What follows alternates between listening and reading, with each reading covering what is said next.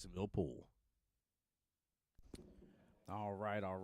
Good afternoon, everybody. Tim Jones here on behalf of the CPA, the APA, and, of course, my hometown of Jacksonville as well here. Welcome, everybody, to the live stream. We're here at the beautiful Sheraton Centre Hotel here in Montreal, and we are ready to kick this party off with you. Mr. Mark fixing to load up some fresh, beautiful Predator balls there. Bear with us as we get everything rocking and rolling. Team The Problem versus We Get a Game, right? Coming up on the live stream.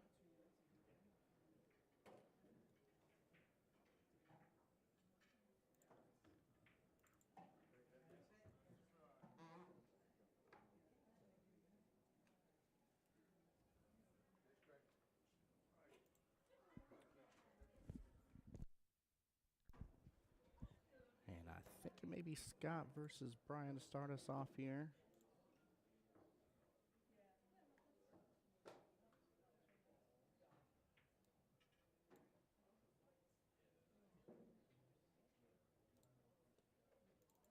Waiting on the official to let me know who they're playing.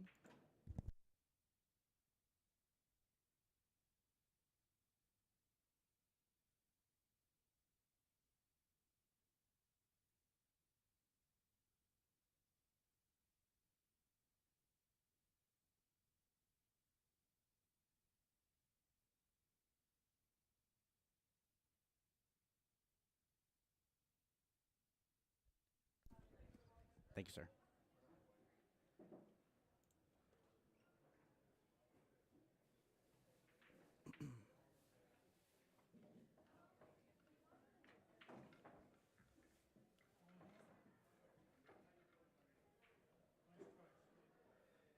That is right. All right, so Brian versus Scott here on our main table.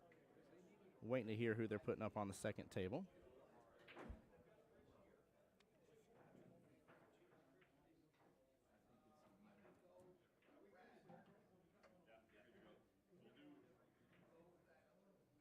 All right, good luck to both gentlemen here in both teams. Keep in mind we will have two tables going at once.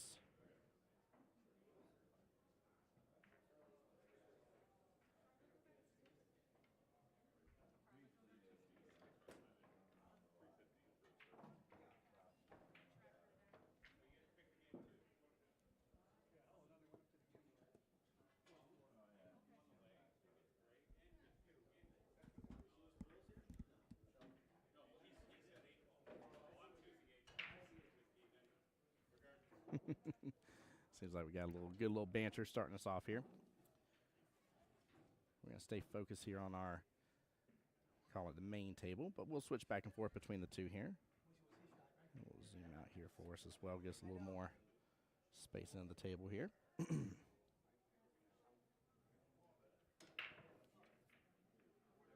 All right, we're off to the races with Mr. Scott. Got a hold of it pretty well. Spread did not happen though. More like an implosion. Everything came on back to the top center of the table. In this case here, from our point of view, I should say bottom center.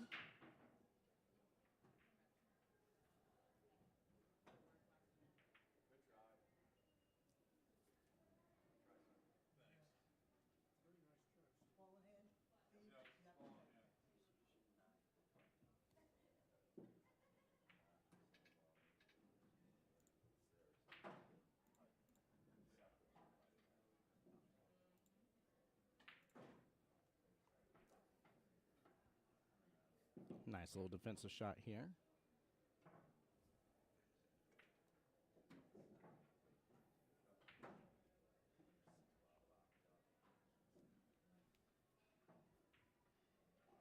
Gentlemen are going to have some some excess work to do over here on this table. Come on into the stream, guys. Get it shared out for me. Help me out. Get everything rocking and rolling. We'll be live throughout the day here, probably around 3 p.m. Eastern, 6 p.m., and 9 p.m. as well. And bear with me too, guys. I'm going to be doing some mic adjustments and stuff, getting used to the room here.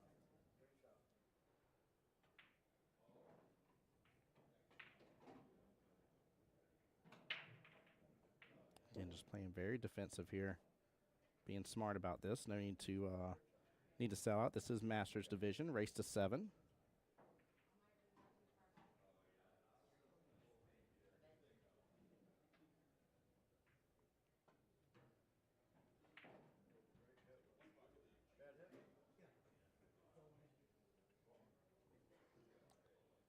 I think I heard Brian say just a second ago to Scott, it's like a game of one pocket here. Yeah, that is exactly how this is kind of starting out.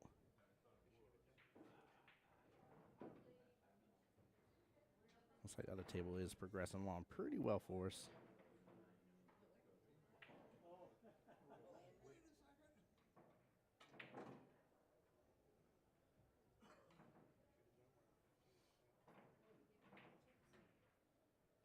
I believe that is Steven. We got Steven Axe here on the table.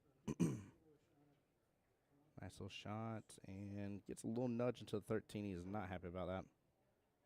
That's going to interfere with his run quite a bit.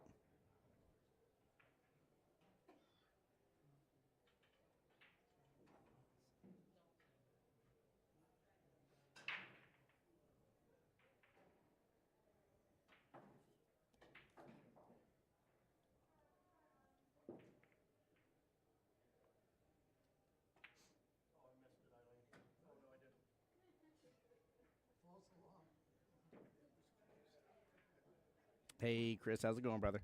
I have no clue if your dad is or isn't playing. There's a lot of teams in this, my friend. So I'm not quite sure if he's playing yet or not, just to be upfront and honest with you. That's going to be really tough for me to answer throughout this event for you.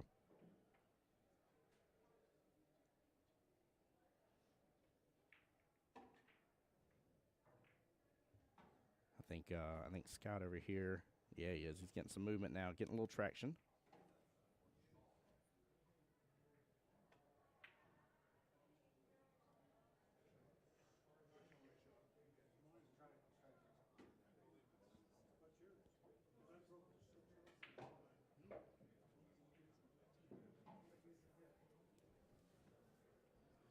Guys, for those not aware, this year's a very big year for the CPA Montreal Invitation. This is the year that things have greatly changed here. If you notice, got a little arena set up this time, which is really huge, really cool to have.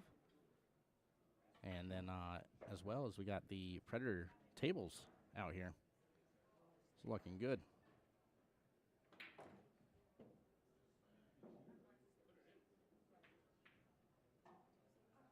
Ooh, I thought he was going to get a little love off of that, too. Get that 2 right out of the way, but both members of the problem on the table here. Keep in mind with Masters, they play 2 matches at once here out of 3. It is a race to 7. And the it doesn't matter whether you win 7-0 or 7-6. That would get you 1 point. Team with the 2 points wins.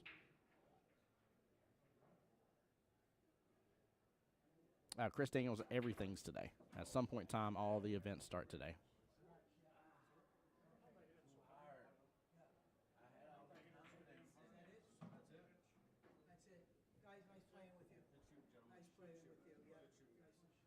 If y'all ever hear some of the extra talking in the background, by the way, here we do have minis going on in this room. It's actually kind of nice to have a few tables here to my left with some mini manias going on while we got the main event just now kicking off.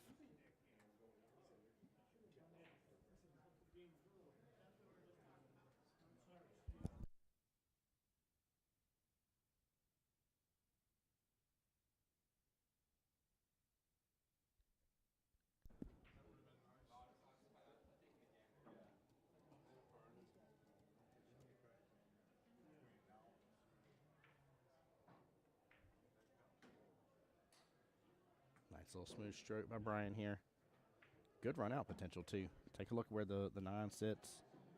Want to be a little cautious, I would assume, of messing with the 13 too much here. Oh, no, not an 8 out of turn. And that is what that will be. So first rack will head over to Mr. Scott of Team We Get a Game Right. Looks like they did get their game.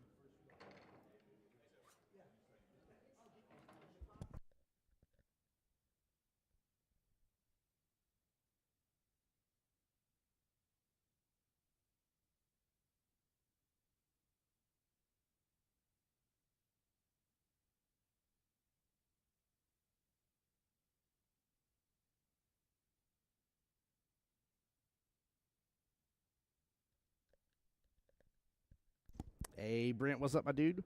Welcome to the live stream on the YouTube channel. Appreciate you being here. Jason over there on the Facebook side says that'll work, but bad luck, he'll take it. Yeah.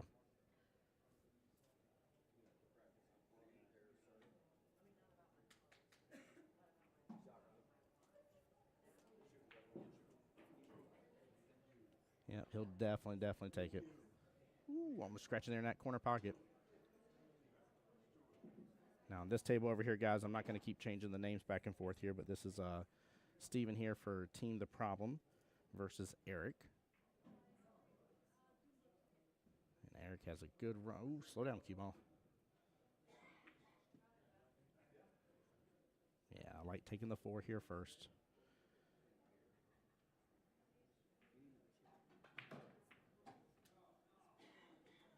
I like taking the 4 because I'm just afraid of opening up that angle too much and getting behind that 10 ball.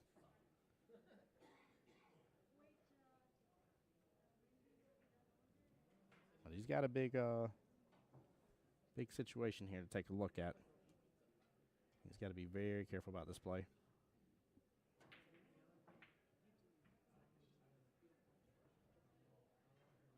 Yeah, I hate to say it, but felt some uncertainty in him going after that shot. Guys, go ahead and get on settled here. We're gonna, like I said, we're gonna cruise with these two teams from Masters here, and then next round we may have another Masters team, and then maybe finish it off with a ladies match tonight.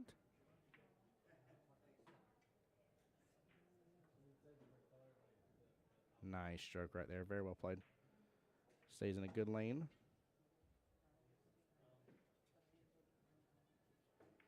Now you can actually let this open up a little bit, go around the 8 ball.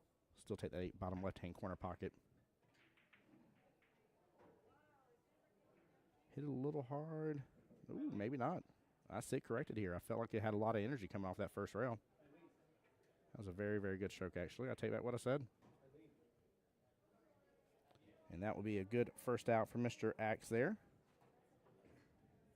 So kind of the reverse between both tables. Both tables sitting with 1 rack each. Back to the main table here with Brian and Scott. That's Mr. Brian at the table in the white, Scott in the black.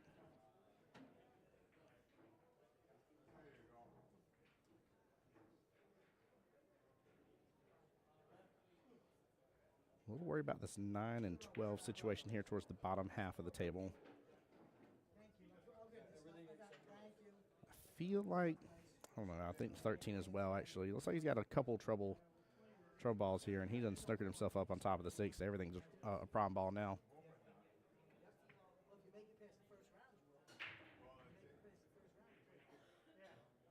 He is not happy with that leave, and I do not blame him one bit. Do not blame one bit. Brent, have you been there, buddy? Jason, welcome to the stream. Like I said, appreciate you being here.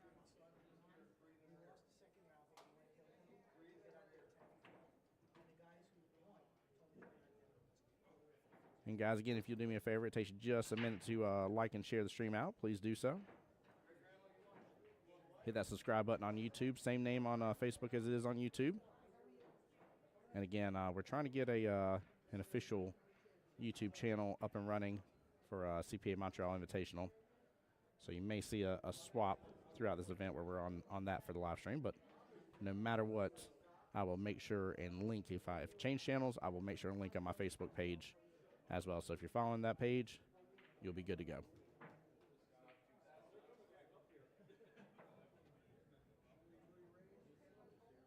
Well, that was a nice hit by Brian. Scott back to the table. And that 4, looks like 4-13 tied up with each other.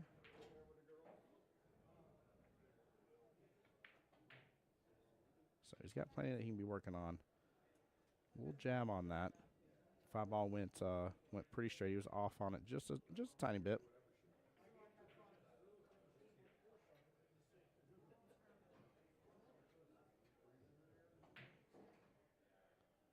Looks like both teams are kind of settling into having this arena set up. 4 total lights in this arena, by the way. 4 of the beautiful, nice lights that nice rectangular lights that go over the tables. It's gorgeous. What a setup too. There we go. We got on a good side for that 9. Looks like he may go and opt to take the 14 first, but honestly, I think still go after the 9 here. 14 is still out a little bit. Looks like it should have room for the top right, top left. Got a couple different options.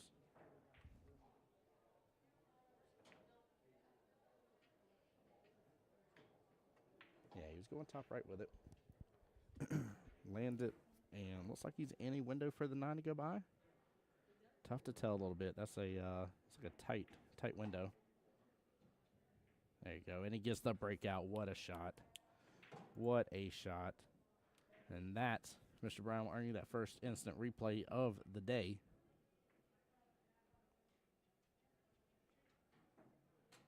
What a brilliant shot too. Nice little follow here. 9 in the bottom right-hand corner pocket. Comes off. Hits into the 4 and 13. Splits them up just beautifully.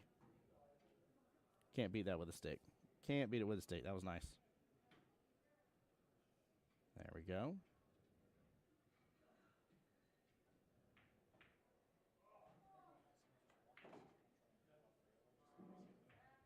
And he is set up for success. 8-ball side pocket.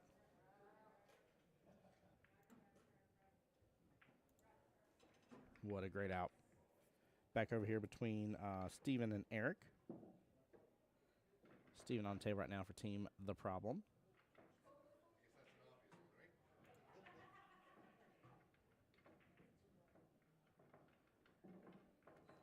Even on these 7-foot tables here, he's stretching a little bit on this. Trying to ensure he doesn't scratch in that bottom left-hand corner pocket. What a shot. Very well done. Ooh, gets a little movement on the 8. He doesn't have a lot of window for that 11. Doesn't have a lot of window at all. Currently, this matchup is 1-0 in favor of Team The Problem. Favor Mr. Steven. Take a quick look at this break real fast. Ooh, get a little bit of separation there. A little bit up table. Oh, he's trying to get past that window of that 13. Good try. Very, very good try. That was tough. That is not what I would have wanted to go after.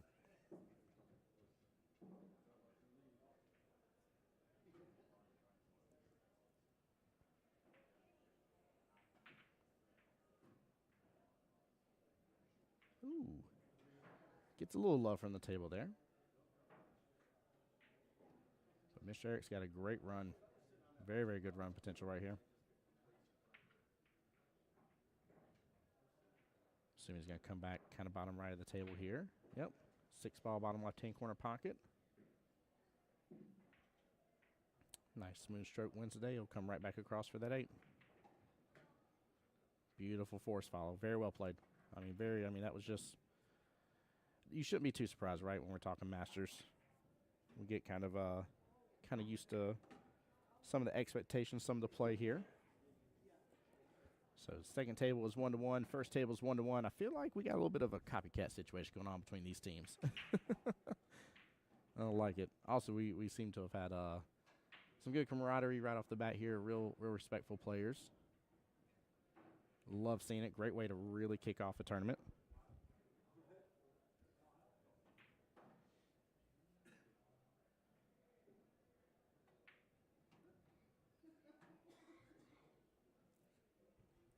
Four-ball has some separation here. 6-ball is definitely the problem. I think he's trying to take care of it right now.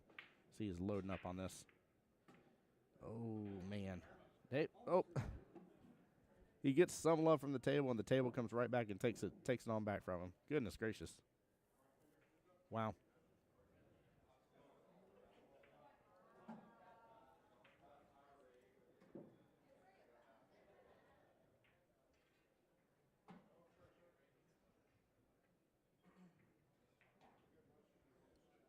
Scott is going to be able to really take advantage here and either do what I'm assuming most players will do in this instance, where you take a couple and then defense, or he may be setting up for a breakout.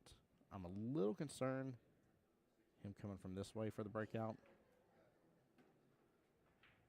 Yeah, I don't think he's going to go fully for the breakout here, but he should be able to get the 12 maybe. Of course, that does kind of somewhat free up the 8-ball.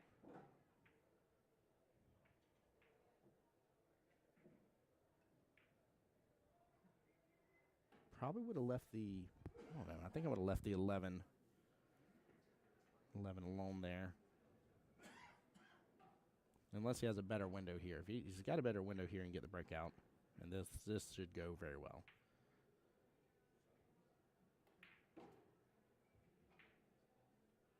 Get a little space. Oh, hit a little firm. 6 ball comes off the bottom short rail and come right back into it with the 10 and 8.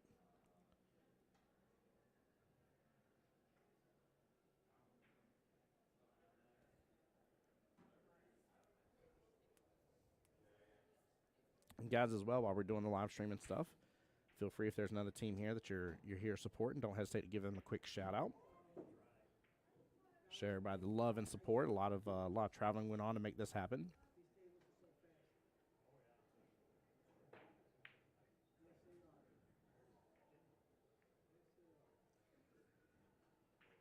Well, the cluster got, I don't want to say a little worse, but to an extent, at least from the 8-ball perspective, it did. Brian's trying to see what room he has to work with that 6-ball and get it on past.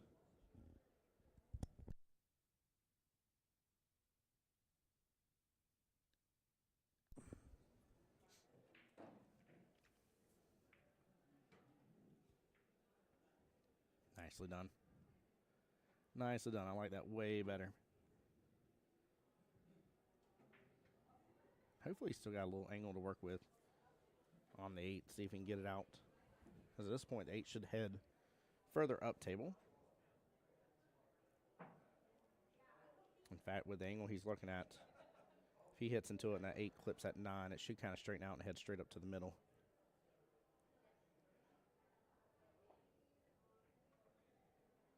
Don't have to overpower this. Just get a little bit of separation. Ooh. You want a little more than that. While he's examining this, see if he has any options here. Let's take a look at the other table real quick. That is Mr. Eric for Team We Get a Game. Ball in hand and really, really good opportunity here.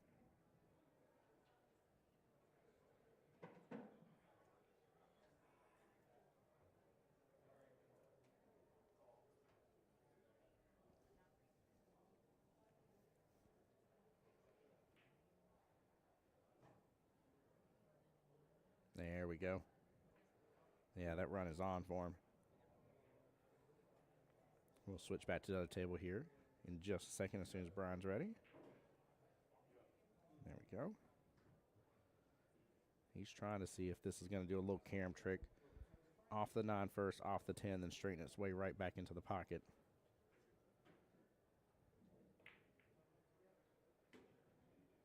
No, good try.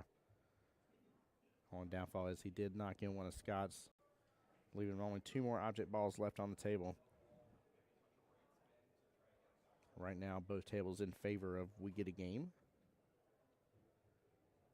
Nice little follow through here. Eric's going to follow this on up. Not even too much, actually. Still wants an angle. Ooh, don't keep rolling. Don't get on top of it. Looks like it's kind of in a straight line. He may end up having to kind of either take medicine on the 8 or manipulate this a little bit, which you don't want to have to do if you don't have to.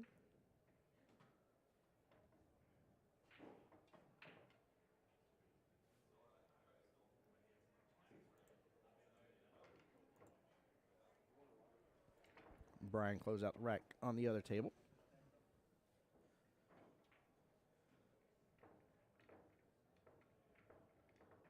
Going for the cut here, and no go. Cue ball's going to come close to rolling to it. Very good try. Very, very good try. He was off by just a hair.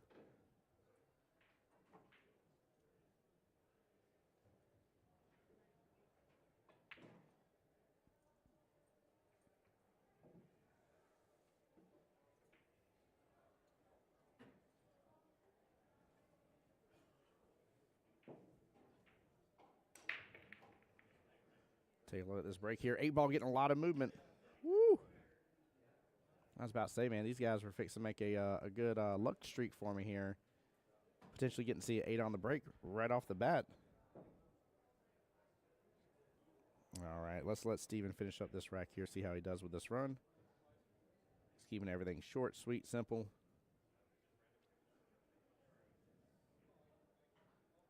This is one of those little tic-tac-toe moments where you just let your opponent finish the run. Nothing crazy for you to do. Ooh. Woo. Almost looking a gift horse in the mouth on that one. Even saw Steven's reaction there for a second. So right now, Team The Problem is up 2-1 on both tables. Again, we're right back to the same score.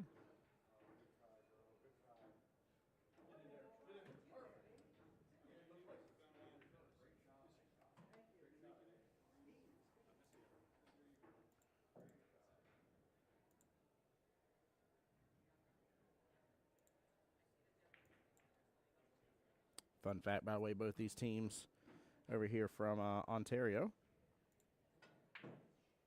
Fun to have two wonderful Canadian teams right off the bat.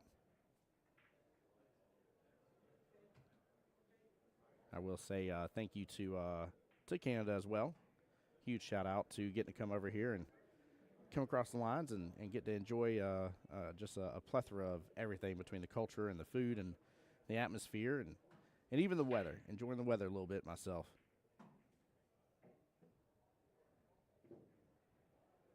This event has been going on for, actually, this is the third year. So 3 years, been blessed to be a part of it for 2.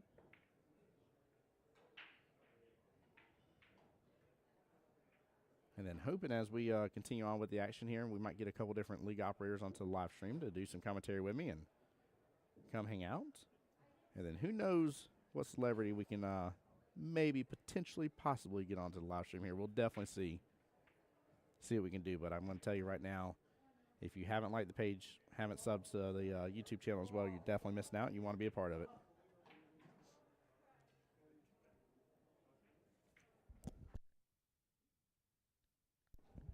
Scott with a beautiful cut there on 11, top left-hand corner pocket. Looks like he has some opportunity here with the 9 ball. Be interested to see if the angle's there for him to work with it because he's staring at it.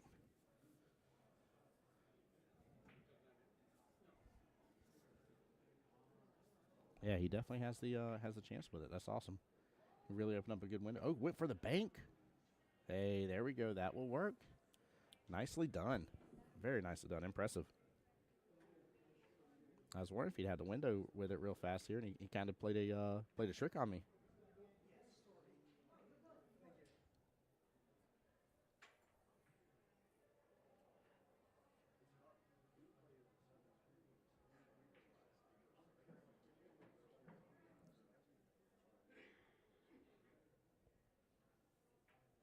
Scott here looking for one of the bridges.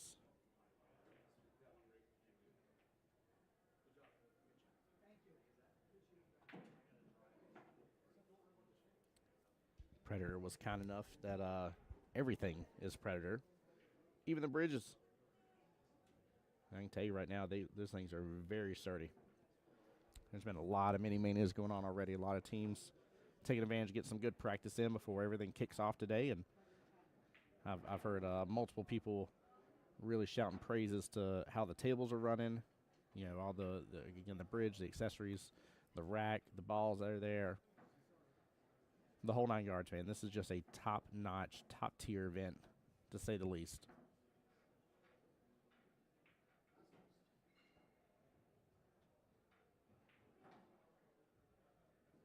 A little worried that he may just kick right back into that 15. He's above it a little bit. Get a bump off the 4. He's going to be tree-topped. It's going to be a tough out.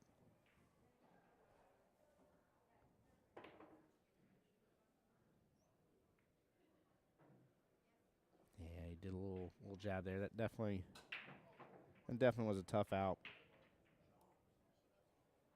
Steven running the table right now on the second table. Again, Steven up 2-1 against Mr. Eric.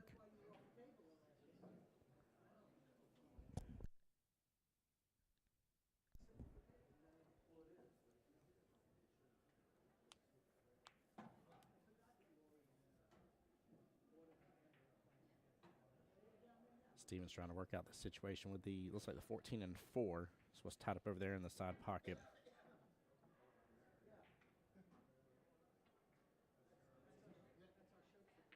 Yeah, he's going to try to use a 6 ball, see if he can get a bump into it. Actually, might be able to use a 7 here. I take that back. He may actually be able to carry him the 7 off of the 14.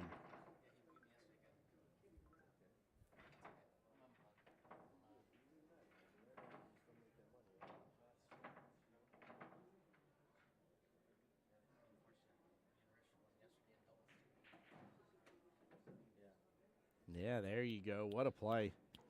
Nicely done. 4 ball still moving a little bit, but he has opened up a pretty good window. He's going to try and see about, I'm assuming, maybe playing the 5 into the 6, leaving it as a combo shot. That way he can get over to the 8.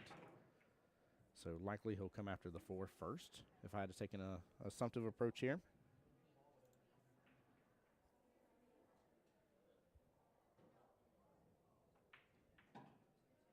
Yeah, I'll just hit right now. Brian still at the table as well. Team the problem really controlling here. May not be much of a lead, but they have had the lead from the get-go.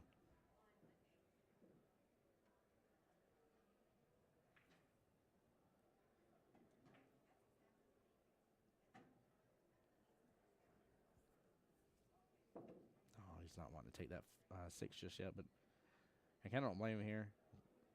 He'd be taking a tougher shot, trying for the combo, trying to leave it there.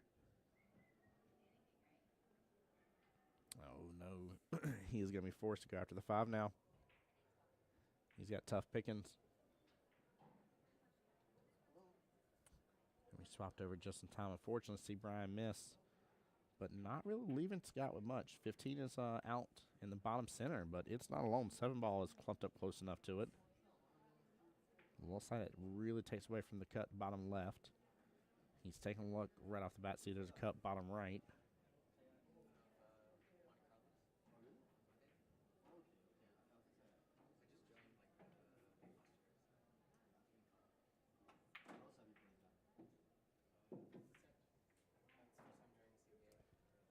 Very good try by Mr. Scott on that table. That was a tough back cut, to say the least. So.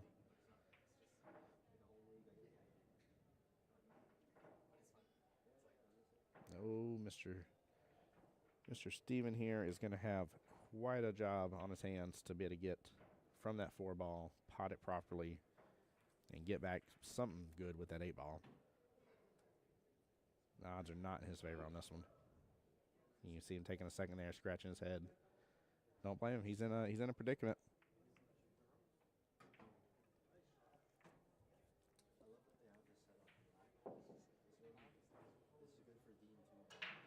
There we go. 2 rails. He's kicking back over. Man. I was rooting for him on that one. I knew the odds were against him, but whenever I saw him hit that second rail just like he did perfectly and it didn't have too much speed, I thought he was going to be in the window. He came very close to that. That was, I got to give him props. That was close. And you're talking about he just barely, I do mean barely overhit that. Oh, looks like he's looking about doing the 1 rail kick. Tough situation there. And while we're away watching the other table develop, Mr. Bryan for Team the Problem, getting another rack here, up 3-1 against Mr. Scott. Scott's got to kind of take this and shake it off, hit a reset. They're going into rack number 5. It'll be 9 ball next after this rack is done for that second table. Right now, if I haven't missed a rack here, we're on rack number 4 over here on this table. Again, both teams opting to start with 8 ball. In Masters format here, once you lag, when you win the lag, you get the choice of either choosing the game or choosing the break, and your opponent gets to choose and do the opposite. So if you choose the break, your opponent gets to choose the game. If you choose the game style, your opponent gets to break. I want to come back to this, but let's take a quick gander. Woo. Has a lot there on that left-hand side again.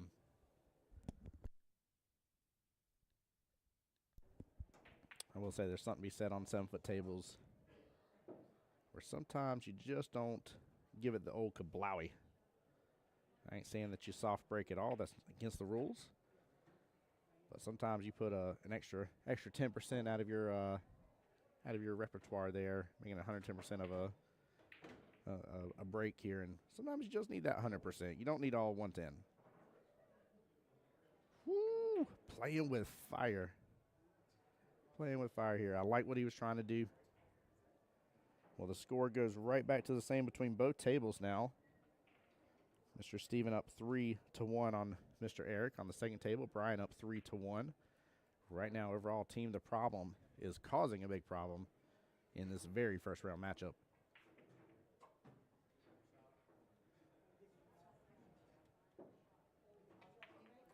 I do got to give Eric some props on that shot, though. That was definitely a difficult predicament to be in. I think he made the right call.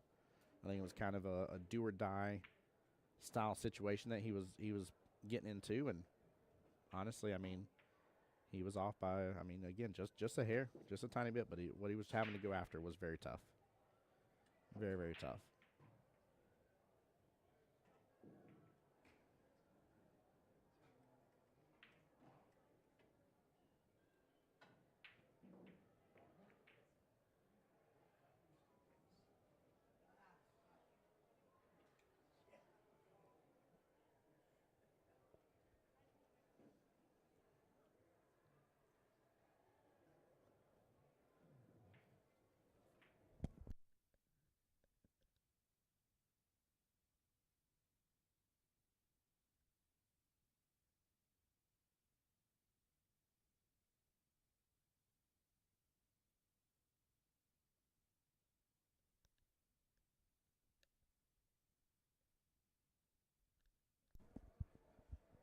Scott going to grab the bridge here, going opt to take the 7 ball.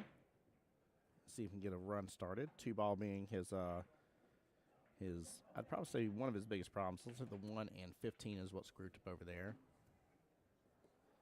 towards the top short rail.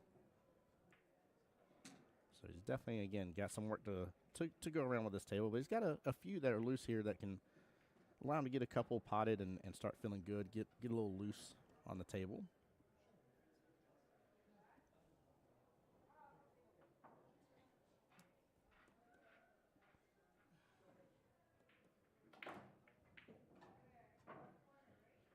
No, he's trying to get a little force follow there. A lot of energy dissipated in the object ball.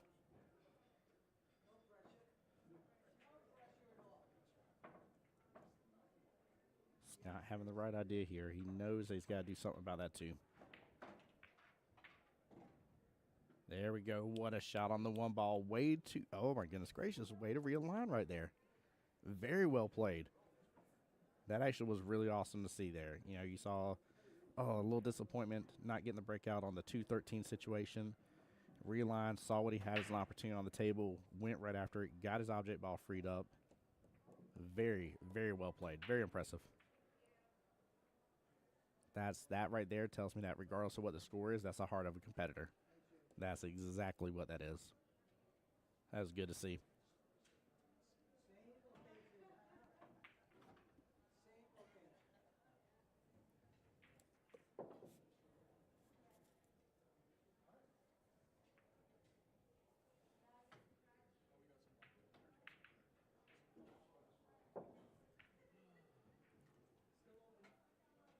And honestly, that is not going to be a bad leave. Nice little run by Scott.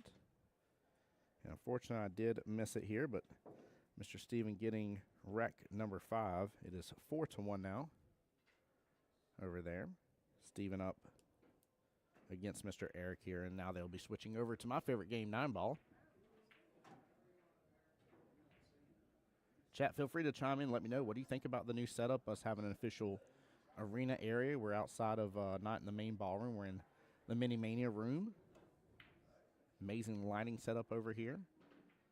Still more to come. The Invitation Montreal is continuing to grow. More and more teams. This year is even bigger and better than ever.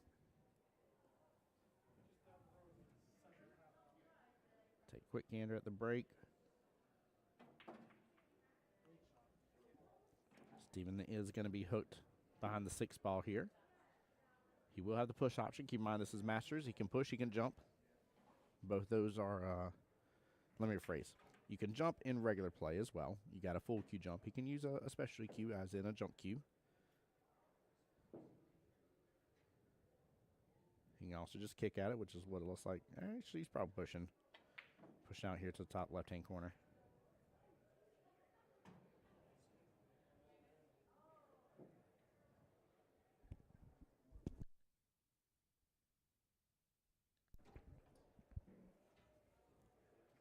I like that. I like that a lot. Mr. Eric said no go. Handed it right back.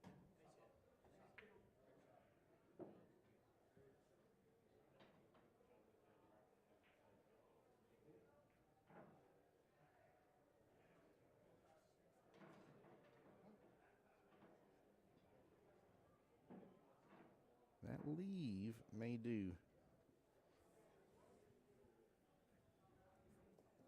Eric looking like he may be catching a second wind here with the way the table's kind of laying out. Ooh. Hit off kilter just a little bit. But he knows if he can get on that 3 ball, that 9 should go on down. Very important shot here. I'm assuming he's going to go for the bank, but he may not go to force it like that because he may be afraid of selling out because of where the 3 is. But if he lands this, he should be able to get this rack. Oh, he was going for it early. And that's the issue with those shots right there, man. I can't tell you, man, how many times I've seen players go after that and try to get for that early 9 just a little too soon. Ends up biting him in the back. There we go. Good out. That will make it 5-1 in the race to 7 on the second table here. Mr. Steven again teamed the problem up 5-1 against Mr. Eric. Back to our main table here. Brian still up 3-1. Last rack of 8-ball.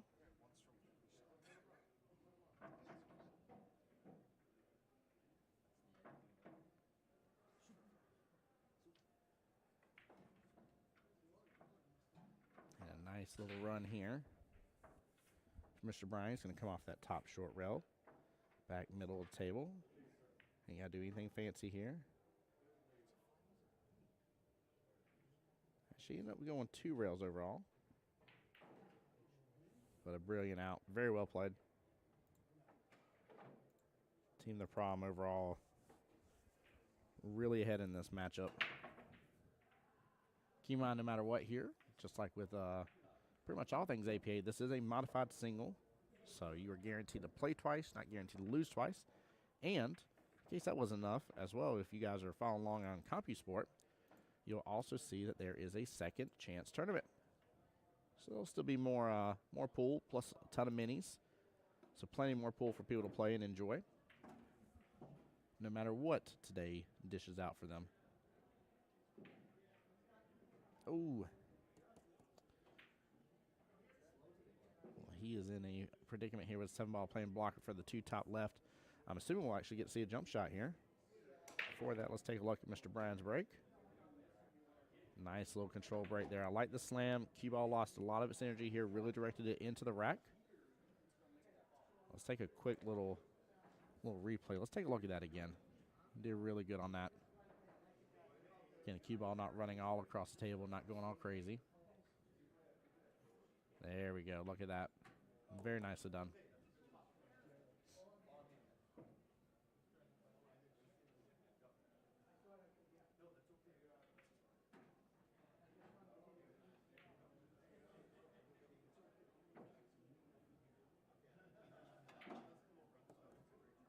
Hey, what's going on, Miss Tracy? Welcome to the stream. Appreciate you being here. Let's take a quick look at Steven here with the jump cue out. First jump on the stream today. And gets it good, comes off the top short rail just a little bit, sets up beautifully for the 3-ball. Look at this too here. Just a really, really good angle on that jump shot. Doing a good job clearing the 7, knowing that he doesn't have to get too far past the 7, so his main goal is just to get that little initial hop. It's a really good. Very well played. Very nicely done. Mr. Steven on this table here in good control. And especially now with the development of that 5-ball. This run is definitely on. I mean, with the way this rack sits here, he could be up 6-1. Both tables now on 9-ball, of course.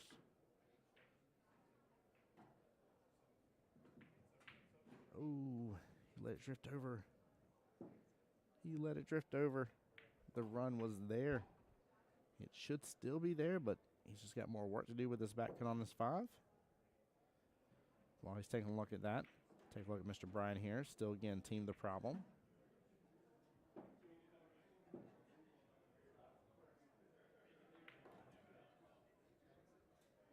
Nice job letting your stroke out here.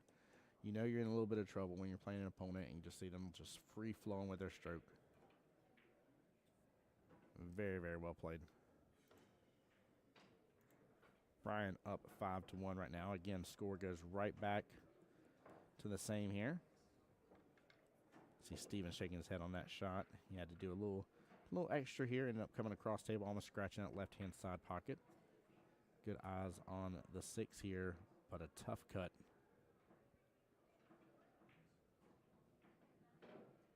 Lets the stroke out again. Sends it. 7. Oh, no. If it would have hung up, it would have been perfect. It would have been perfect. It would have been so good.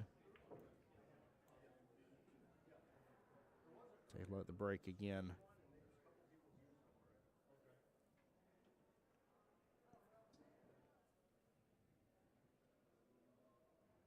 Two on the break here. Good eyes on the 1. Yeah, the run is definitely on. Ooh. Mr. Steven playing a little defensive matter against Mr. Eric. Going to force him off of a 1-rail kick. And it will be a good 1-rail kick. Hopefully that cue ball drifts back up table, and it did not. This is easy pickings. Easy pickings for Masters players.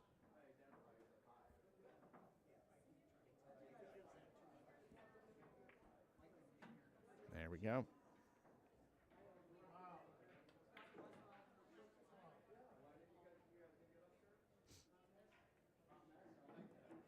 Mr. Steven again up 6-1 now against Eric.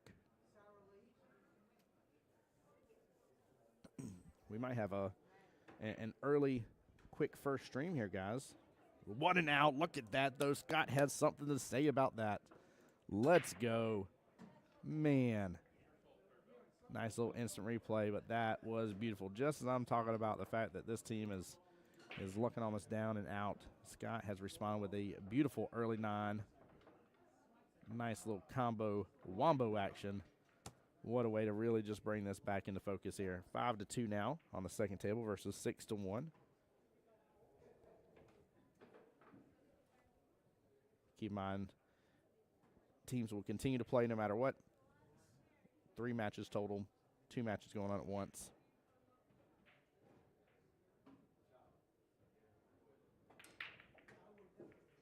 Let's see Mr. Eric's break here. 9 on the snap. Gets a 9 on the snap as well here. Oh, my goodness gracious. Let's go. You see a big old smile on his face on that one. I cannot help but to be loud a little bit on that one. Way to go. Wow. Very, very impressive.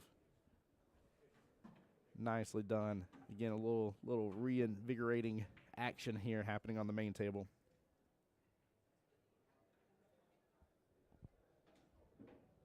Very, very well played. Goodness gracious. Well, we've seen early 9. We've seen 9 on the snap. Already getting some good action. Might see another 9 on the snap, and we do back-to-back 9 on the snaps. Oh, my gosh.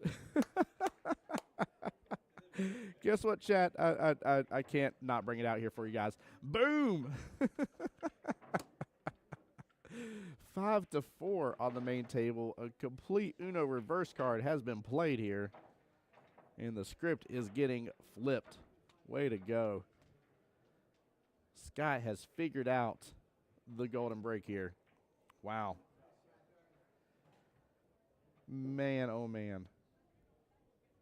Love it too. Right over here on the second table, right side by side. Steven's still working hard and is taking every bit of this serious. It's one of my favorite things in Masters is the way things can just roll reversals so fast. And so usually, in a lot of cases, you don't have these gentlemen really looking at one another and be like, all right, that guy doesn't stand a chance now. You know what I mean? Like I don't think there's that level of, I don't know if I want to say arrogance. I feel like that may be a little harsh, but I think you guys get what I'm saying. Can we go 3 for 3? Almost went 3 for 3. He still did get an early 9 and 2-9 on the snaps, though. That was absolutely brilliant. And on the other table here, Mr. Steven Axe just potted that last 9 and got the win 7-1 against Mr. Eric.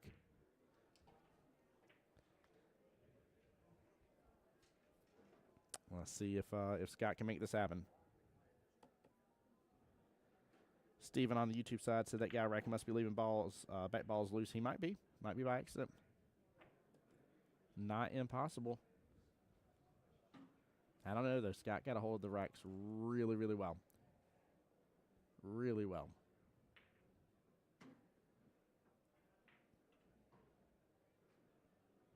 And guys, keep in mind we are live on both Facebook and YouTube as well. It takes you a moment to hit that follow button for me. It means the world. I don't want to harp on it too much, but it means the world to me, so appreciate you guys. Oh, side pocket. Nope. He does avoid it.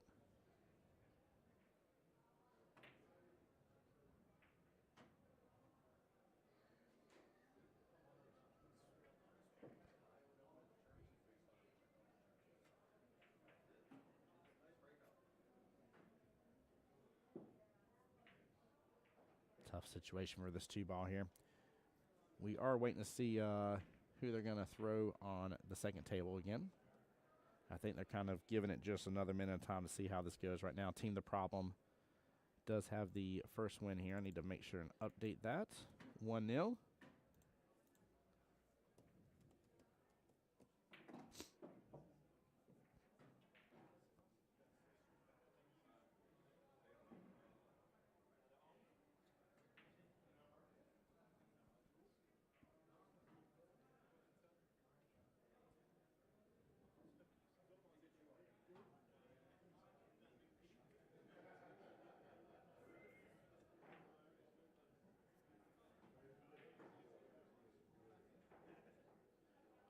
Yeah, Steven, you bring up a really good point here. Steven on the YouTube channel, I think this is a good call out and why it's very, very important always to try to tight rack as best you can, not just because you don't want to loose rack, but because also it can definitely come back to bite you in the back here. He said once when I was an inexperienced player, I had a guy make back-to-back golden snaps on me because I left the back balls too loose. The breaker kept checking the rack and saw in the back of the rack that it was loose. Yeah, it can definitely come back to bite you. Now, I will say with these racks, too, I want to say it's not impossible, obviously, never impossible, but I would say it's tougher not to have a good, nice tack rack. There's something really cool about these floating racks and how they work. They do really well.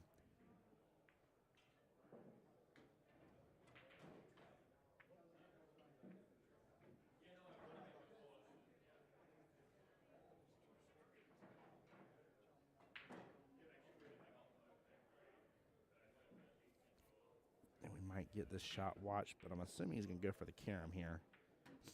Make the 9 early. And he does. Good out by Scott.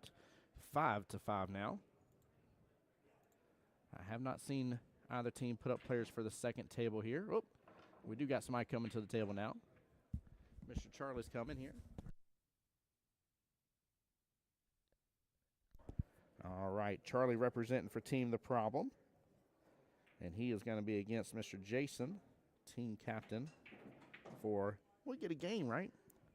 5-5. This table has completely flipped now. It was 5-1. Scott with an early 9, 2 golden breaks, and now potting the 9 early there at the very tail end of that rack as well. Getting some more movement on that 9. Not bad at all. Again, very well played.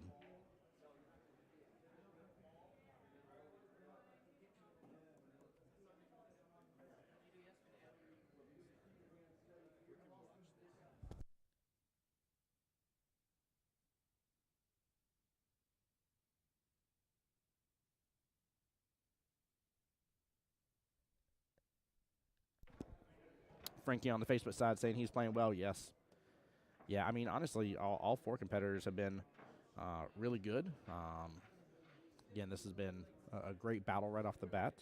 Steven really on the second table, though. Steven really kicked in the high gear against Mr. Eric. He didn't leave Eric with too much of an opportunity there, for sure. Mr. Jose Cordero on my YouTube channel here says, woo, hello, sir. Hello, good to see you, brother. He said, glad you all got there safe. Enjoy the cold. I definitely will, man. Cold feels phenomenal.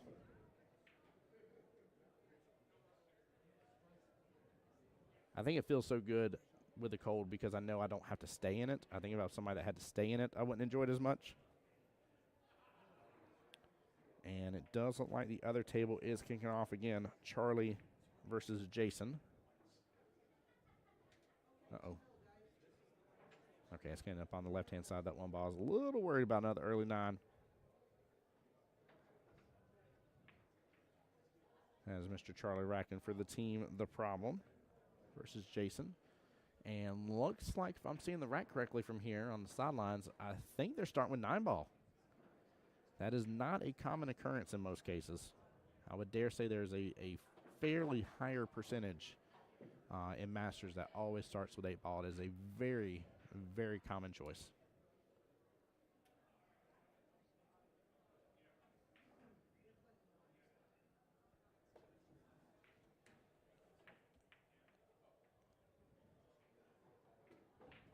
Tell you, the winds have shifted tremendously in this battle. Definitely felt like Brian had the upper hand, and now Scott is able to really take a breath of relief for a second, get back into playing his game, playing the shape like he wants to play, playing the shots he wants to play. Really not focusing too much on the score.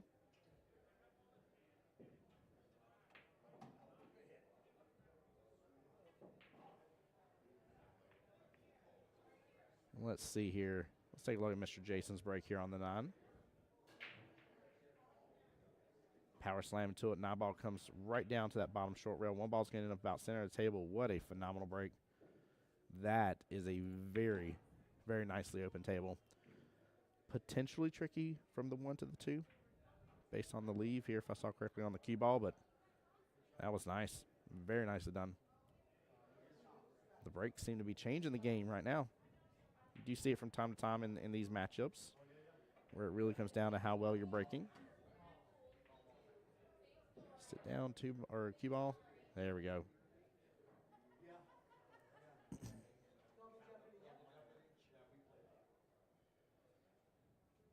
Ooh, tough leave right here. Looks like a good hit to me. Made contact with the 4 first. Made contact with 8 second. 8 touched the rail. Very nicely done. That was a tough predicament to be in. Mr. Jason going after this tough 2 ball. Top left-hand corner pocket. Drills it. Gets right back in the window for that 4.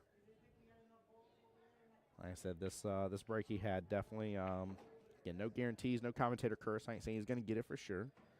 But I would say at least yielded him a better opportunity to potentially start off with that infamous break and run.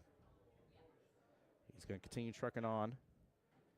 His partner in crime right there, Scott, next to him.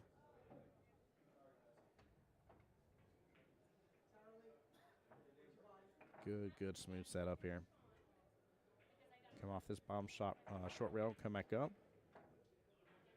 There we go. Don't overcut it. Oh, he drifts right past that 9. No, sir. Very unfortunate with that. Ooh. This is why you never say somebody's got it for sure. That right there. Unfortunately, rattles the 7 ball in top right-hand corner pocket. And he would leave Charlie with a very, very doable run.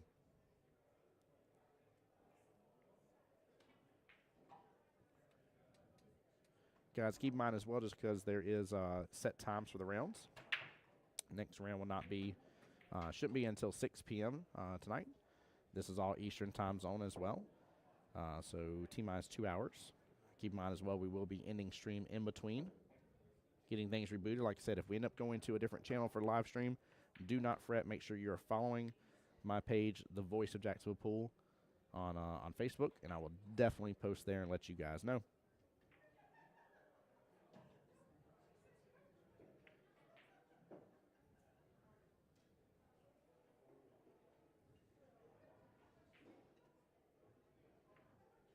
Charlie up 1-0 against Jason.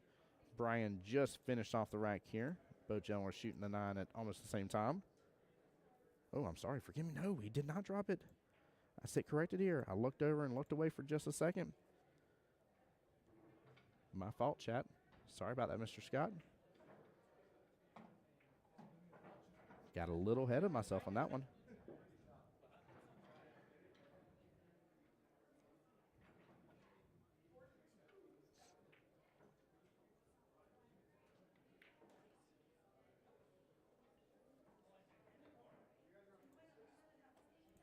Now Brian up 6-5 on the hill first.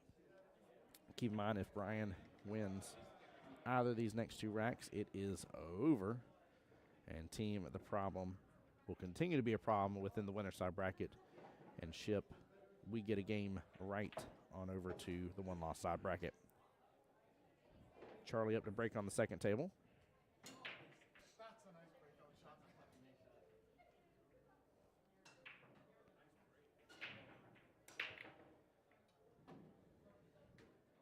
Hits into it pretty well. Doesn't get a lot of action off that bottom part of the table. Pretty open table as well here. 5 ball sitting close to that bottom short rail. Trying to see if there's anything else really clumped up. There's a little bit of movement around the table.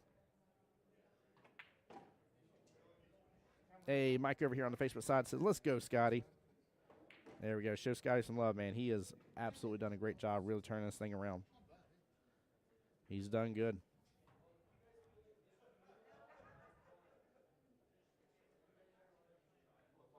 Good smooth stroke here. Bottom left-hand corner pocket will come right back across. 3-ball top left. 5-ball bottom left. He's going to need to get into a window for that 6. That's the real issue on this run.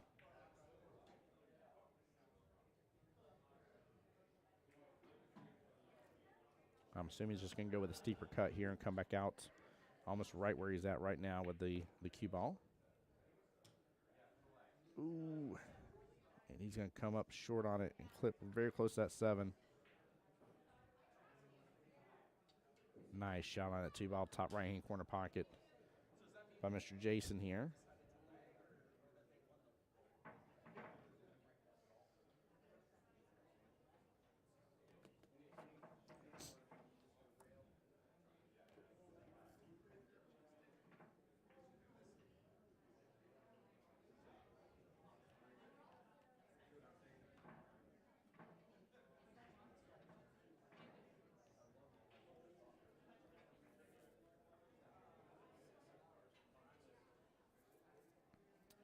Brian still looking at this for just a moment. Definitely snuck up pretty snookered on top of that 7-ball.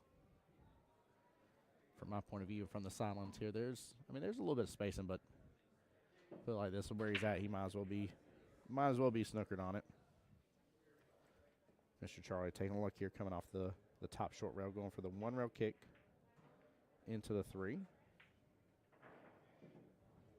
Ooh, let's take a look. And looks like he did get a good hit into it. We'll see here in just a second, see if he picks up ball in hand. Nope. Great job. Very nice stumble, Mr. Bryan. Nice job coming back over. Almost getting that 3-ball right-hand side pocket. Good try.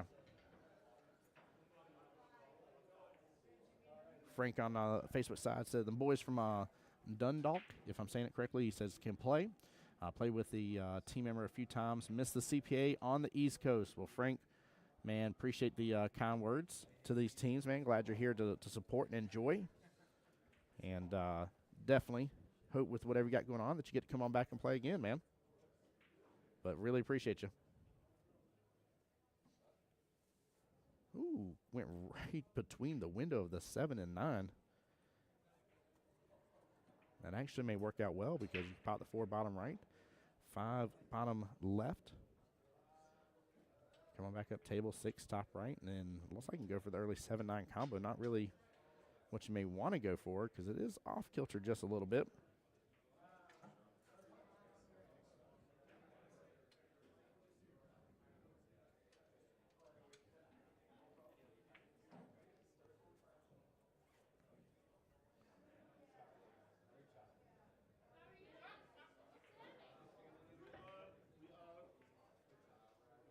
trying to get a little break out there. Nicely done. What a development here by Jason. Very well played. I love seeing shots like that come to fruition.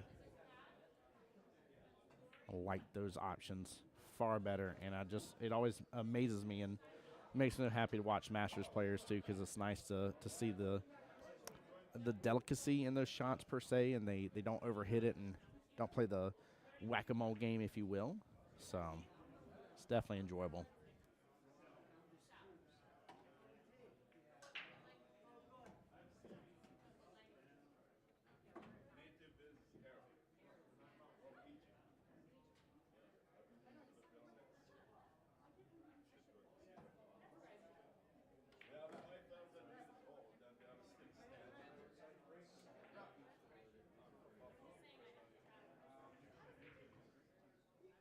I think we're about to have a potential hill matchup on table one. Scott is in good condition here, and he pots the 8, has a good eye on the 9. We should have a hill battle on our hands now, guys. And we do get the hill battle. Nicely done. Keep in mind, this went a full roll reversal here. Was 5-1.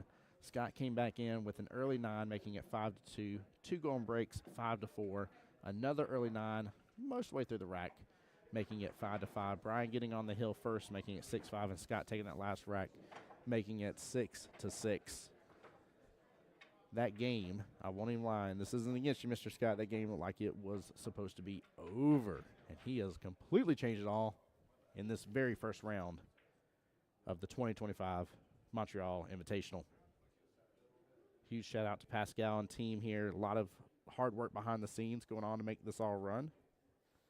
You got to see how many teams and matchups and stuff are in CompuSport. You got to think of all the work it took to get every bit of that input in. And that does not include the dozens upon dozens of mini-manias that are going on here as well.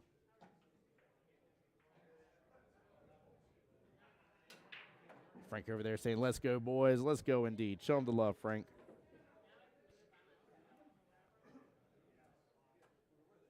Again, appreciate each and every single one of y'all being in the live stream here. Between Facebook and YouTube, about almost 50 viewers at one point in time. Not too shabby for a first round start.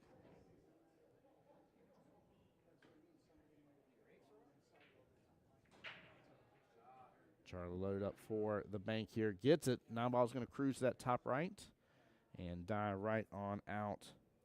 Charlie is up 2-0 in the fight against Jason. Back to our main table, the thriller, which will determine if we go again, and we do with another early 9 by Mr. Scott. Way to go. Scott winning 7-6 here.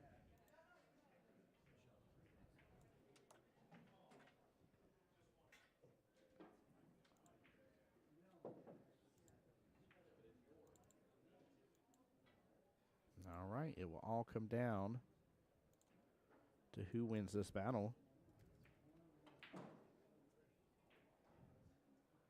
Let me get everything set back up here. Bear with me for just a moment.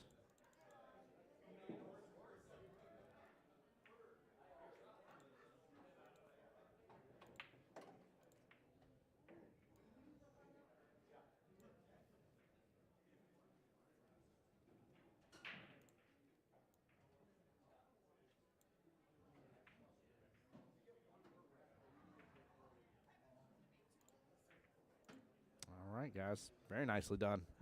That was brilliant.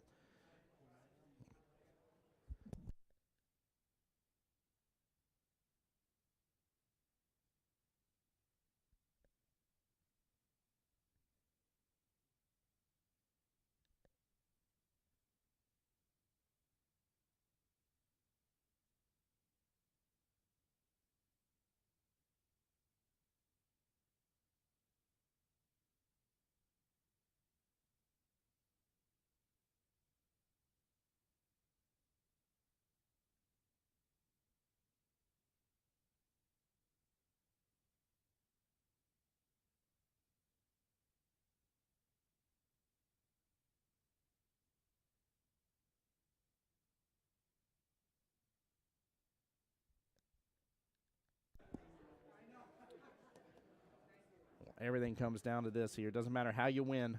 Doesn't matter whether it goes hill, whether it's 7-0. None of that changes anything. It all boils down to getting the win here.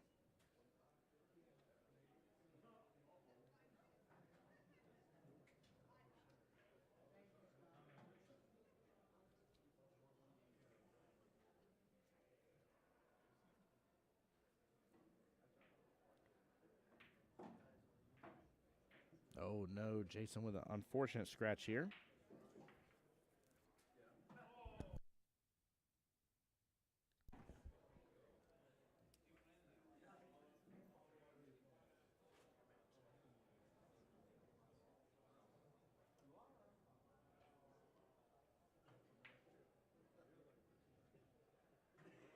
Charlie looks like he has a window just fine for the one ball here. It doesn't look like the 3 is really in play. It's just a matter of getting back to the 2. Oh, I didn't even, my bad. I forgot to even scratch here. I was looking from the 9-ball standpoint. Oh, that's what I get for looking away from the monitor for a moment here.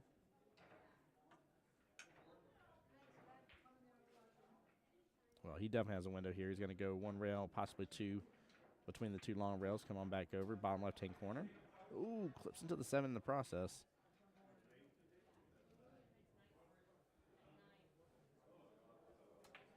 He's a little disappointed in that leave. May cut right on over with the 2 and go and do a 2-4 combo here. Could play a little safe with the 2 and try to send it up table. But looks like he may be trying to go for the carom.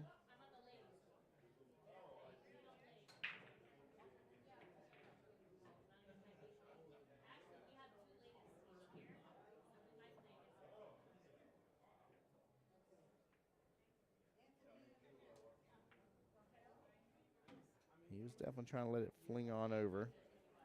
2-ball drifted back up a little bit, though. Looks like the 6 may be in play against him.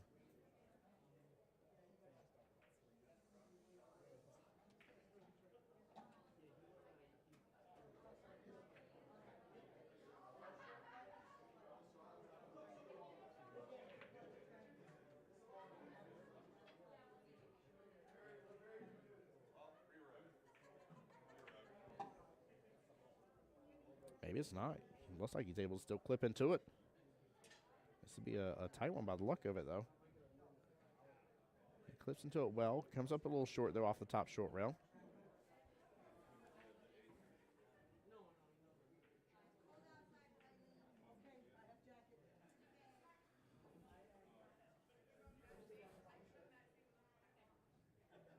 Not too bad of a leave, though. 4 ball is a little bit further left of that bottom right-hand corner pocket. That does make this difficult to do the combo and slide the 2 all the way down. Frank, this is a great game, man. This went from being a potential blowout, and again, I'm not talking bad about any team, just the way everything was going here. Look at this carom. Look at this carom. You see him not wanting to make that. He got himself stuck, but that was, I mean, it floated right on down. But, yeah, this went from being a game of, you know, major potential in favor of Team the Problem, I would say, and now has, again, really role reversed with the way everything worked out. Pool Ace on the YouTube channel here says, who's shooting now, Charlie or Jason? Charlie is in the white. Mr. Jason is in the black here. Charlie representing Team the Problem. Jason, team captain for Team We Get a Game Right. 2-railer. And that leave is going to work. What a cluster. 2, 3, and 6 all joining forces.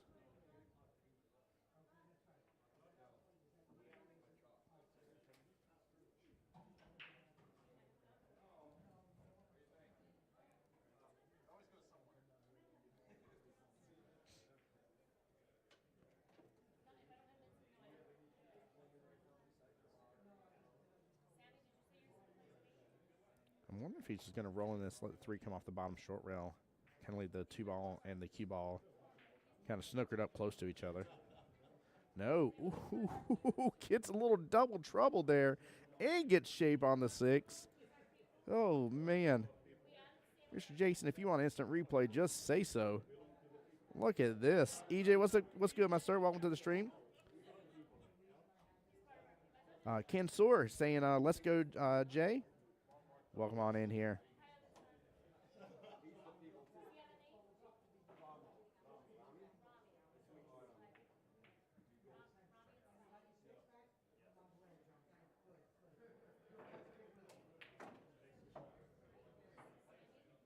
Well, he is set up for success. But, yeah, EJ, how's your day going? And welcome in, everybody.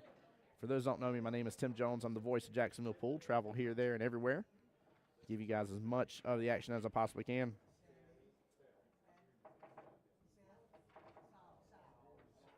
Pool Ace called it on the YouTube channel a second ago. Says, get 4 balls moving.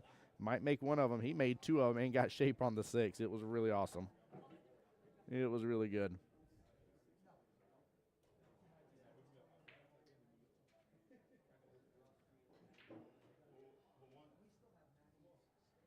Oh, he's trying to get back upfield for that 8 ball. See, Jason's a little disappointed in that.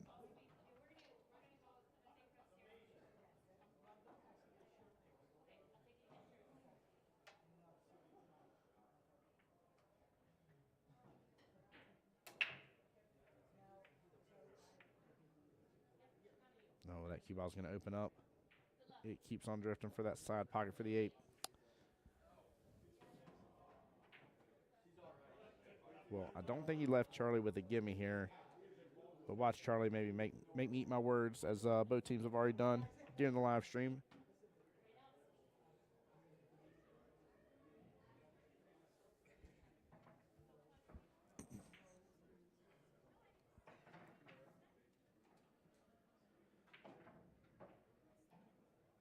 Yeah, he's taking a look at this for a moment, as it deserves. He doesn't have a lot of wiggle room to work with. Cue ball isn't too far off the side rail. And he doesn't have a lot of ability here to really manipulate this into a great opportunity on the 9.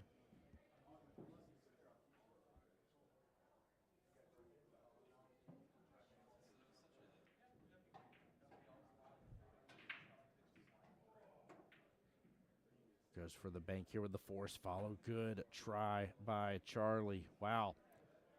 Wow. I did not expect him to get that much action and that far over with the force follow. That's the only reason why I didn't call it a second ago. I really thought he would get a little bit, but I didn't think he'd get that far over. I mean, he got almost all the way back down to that bottom short rail.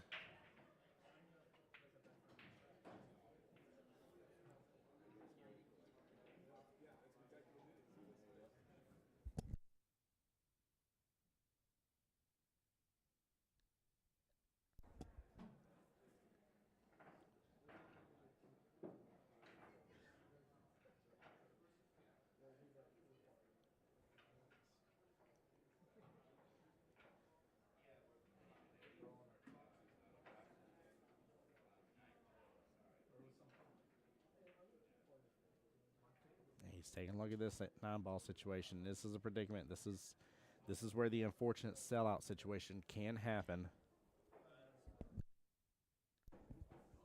Jason knowing that his opponent's up 2-0 right now, and they started 9-ball, which does mean they may potentially not see 8-ball. Now, I don't know if that works out well for both players here, or if that's, kind of a strategy here, kind of a wild card strategy to go after, but we do know in Masters there's a lot of times that we see 8-ball is what it gets started with. Tries for the back bank. And that will open up beautifully for that bottom left-hand corner pocket. Good attempt. Frank saying, BK, I'm assuming you're talking about doing the bank. It wasn't a bad attempt. I mean, he really let it open up. He just didn't open up enough. Charlie will be up 3-0 now.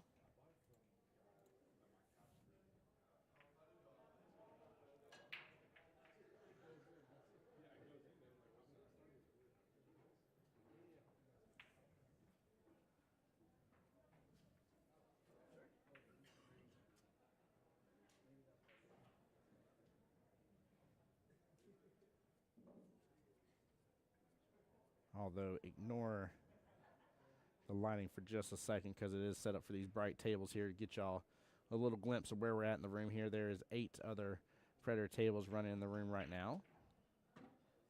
There's your boy right here in the corner, enjoying this beautiful, gorgeous arena that we have here. Like I said, I have the lighting set up for these beautiful tables. They are extremely well lit. Got a nice little arena table going on here.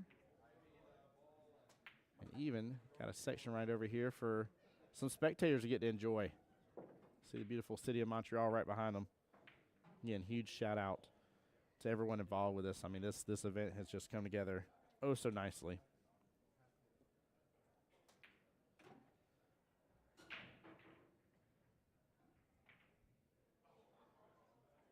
Got to hold the brake really well, but nothing is going to drop. Eyes on the one right off the bat.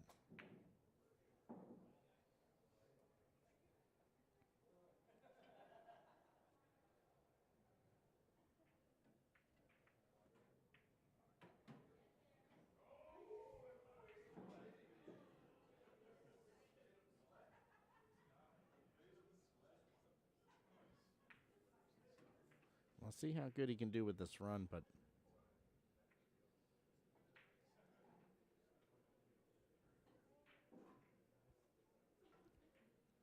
I don't see a whole lot problematic until he just got hooked behind that 8-ball. And he come out a little bit more. He had good eyes on the 2. 3-7 combo goes. 4 has a free home. And then, of course, with the 3-7, hopefully leaves the 3-7 sitting there, which he should. The run was definitely there for him.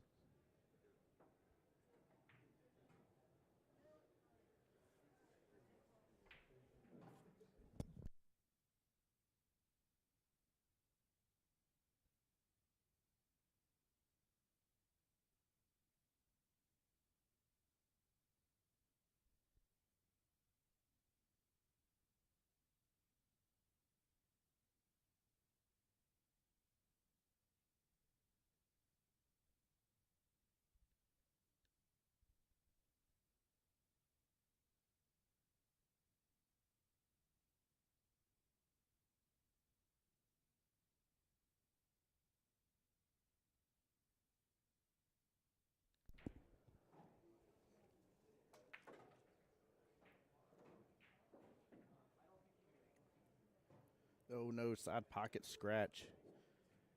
5-ball took in all the energy of the cue ball, but still gave enough to send it right on over. Now that same run is right back on. Jason should have control of the table pretty well here.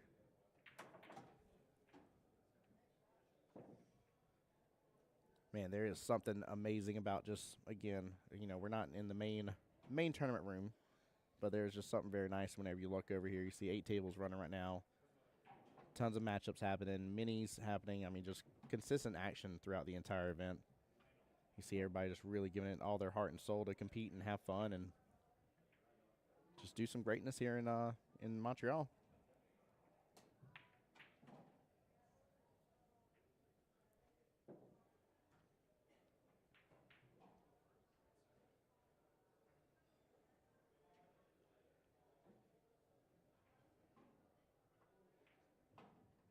Nice smooth pot there after the 3-7 combo. Good eyes on the 4. Come off the bottom short rail, back up a little bit. 5, top left-hand corner pocket. Don't do anything crazy there, even if you take a longer shot on the 6. Use that speed to get you back around. Take 8, likely in the left-hand side pocket, I'm assuming, if he wants to come back around, but can take it top left. 9-ball goes bottom right. Just got to watch getting fancy on things. In pool, usually, in most cases, I would say, as simple as you can make the run, keep the run simple. Right? If you got to take something a little bit longer distance here versus complicating the previous shot, sometimes that bodes better for you.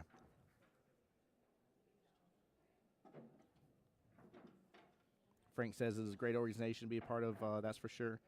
Man, I tell you, that is so true.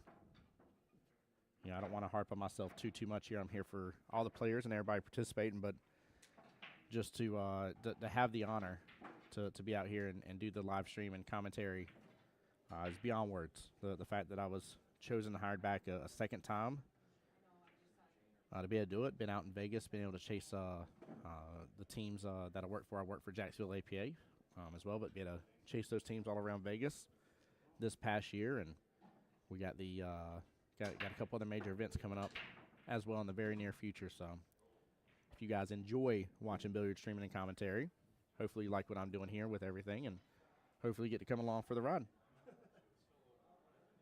Steven, I see you liking the stream as well, man. Appreciate you, sir. LQ on my YouTube page says, good luck, Durham players.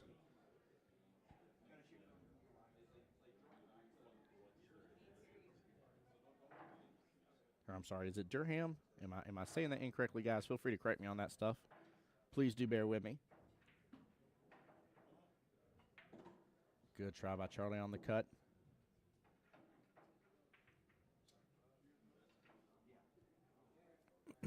Charles is trying to get a hold of something a little bit now.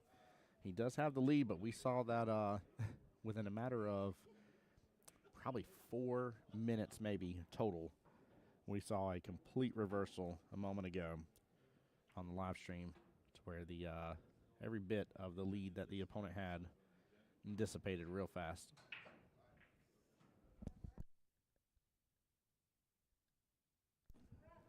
But yeah, Frank, this is good, man. I love being, in my case, a part of APA, but APA CPA. I mean,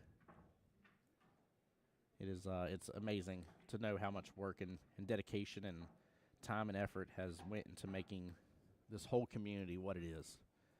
I mean, I just see again, I see a lot of competition in the room. I see a lot of people, friendly with each other, having fun, really just being great sports. It's fun, man. It really makes this so enjoyable. There we go. No, stay out of the side pocket. Stay out of the side pocket. And Mr. Jason is on the board against Charlie. 3-1. 4 racks down, going into rack number 5. There will be 8 racks of 9-ball before we switch over to 8-ball. Don't let that confuse you. For those that are not familiar with the Masters format, guys, I like to make sure and just remind people exactly how it works here. So after they lag, the winner of the lag chooses either to choose the game to start with, whether it's 8 or 9, or they choose the break. If they choose the break, their opponent gets to choose the game. And from there, they will play, if they start with 9-ball, they'll play 8 racks of 9. Now, with that being said, it is first person to 7, so you can see the fact that you could start with 9 and never touch 8-ball. Whereas if you start with 8-ball, you will guarantee go to 9. Rodney, man, I appreciate you asking that question on my YouTube. It says, are you going to be in Vegas in April? Yes, sir. I most certainly will be.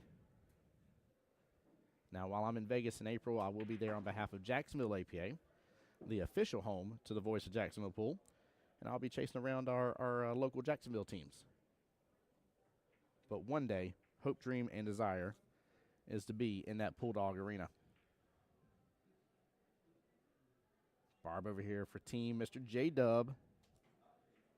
There we go. Now we got some hype going. Let's go, chat. Come on. Show them the love. We see it on the sidelines for sure right now. I like what Jason's doing right here. I know this may seem silly, but he literally just pulled the chair right over here to get a little bit of distance between the table. Have a nice relaxing spot for a second. Smart move.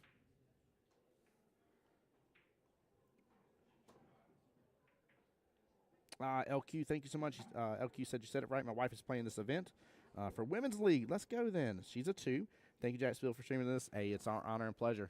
Give a huge shout out to Pascal and Mark and everybody again for re-inviting us back out and allowing us to do this.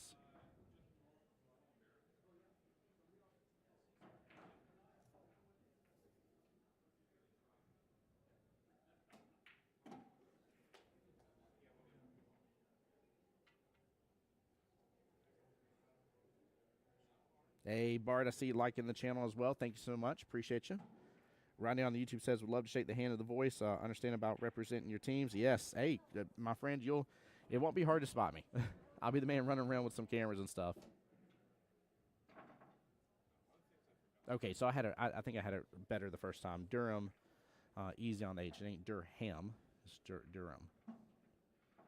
Like Yep. I think I had it better the first time. Thank you for that. I don't mind correction on that stuff, by the way. Bart, what's up, my brother? He says, well, about to Montreal, your friend from Aiken. Bart, I know who you are, my dude. It's good to see you, man. Hope you're well. Hope you're blessed. Hope everything's going good over there.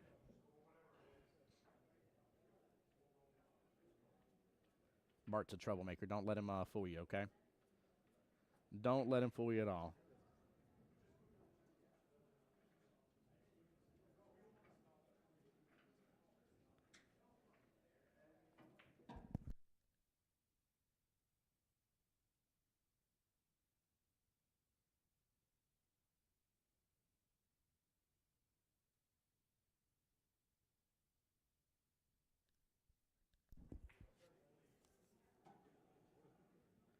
Hey, Aunt Gail, how's it going? Everybody say hi to my aunt there.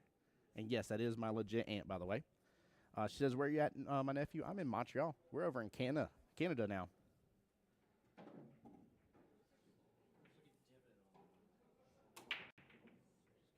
Jose, I love it. He says he's the guy with the biggest heart in Vegas. You can't miss him or the love. I appreciate you, brother.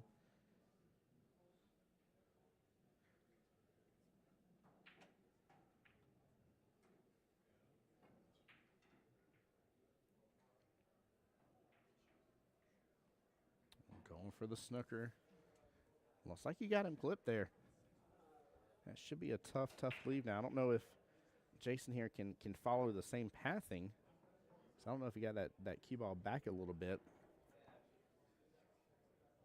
A lot of these shots, if you watch real quick here how your opponent snookers you, you can go the same angle and follow it right on back.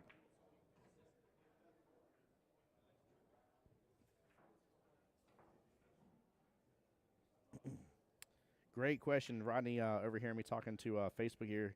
He says, Aiken, he says, that's my area, the CSRA. Yes, sir, Central Savannah River area.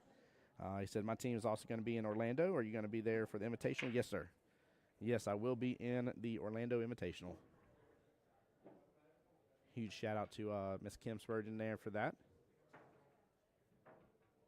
In fact, her and some of her people were up here this event as well. She even looked at me when she first saw me. She's like, you still going to be there, right? And I was like, yes, ma'am. I was like, I'll be there.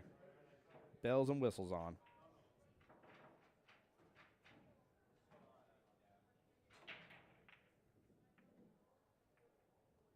Yeah, I love the CSRA in Aiken, South Carolina. They have a border bash, a battle of the borders, and do it Moscone style. Very, very fun event that they do between their two APA leagues. That is not an official APA thing, by the way. That's something fun their two areas do. But it's always a good thing. Rodney, I will be streaming the Orlando Invitational. Yes, sir.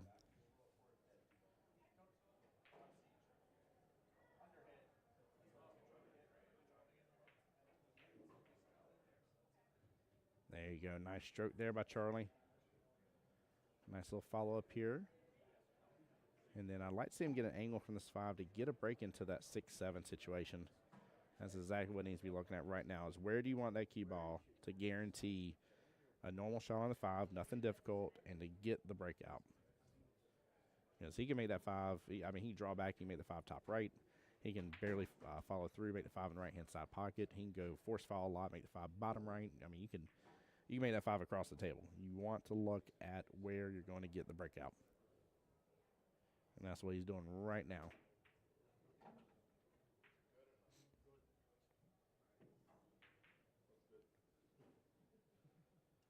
There we go. I think he might have went a little too far forward.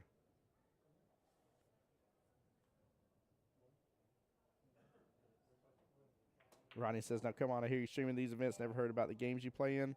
Unfortunately here, from an official standpoint, I say unfortunate, it has been a passion of mine to work for APA, and I now work on behalf of Jacksonville APA and actually work in the office there along with the streaming and stuff, but because of that, I'm not allowed to compete in the higher level tournaments anymore. It is part of the rules.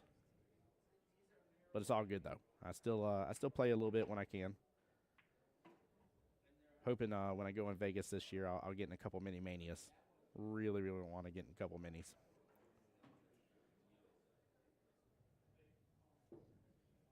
I tell you, with this matchup between these two gentlemen, you can kind of feel almost the pressure has come down a little bit on top of these two.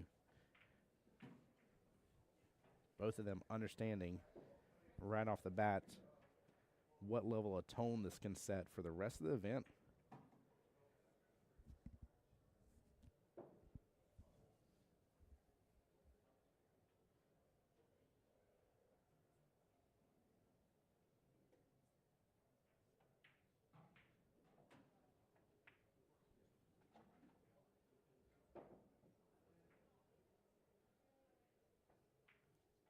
I really love the fact he's taking his time on this shot, though. Really important to do so, to say the least here. You just want to, because you know what you're going to be stuck with if you make this 5, so.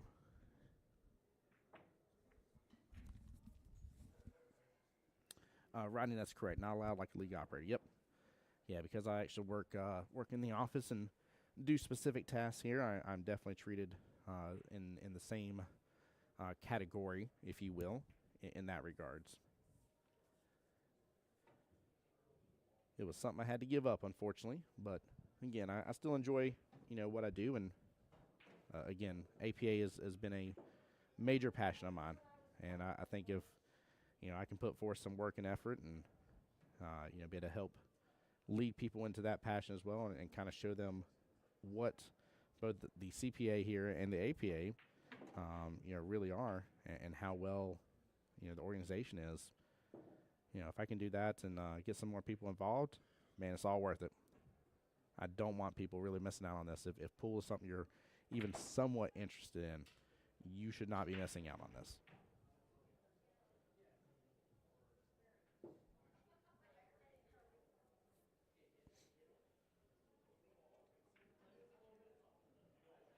Good little defensive battle between both these gentlemen. Neither of them, again, just, wanting to sell out because of where that 6-7 situation was at. 5 is going to hide it behind that 9. See Jason give the wave right there. He did not mean for the leave to happen the way that it just did.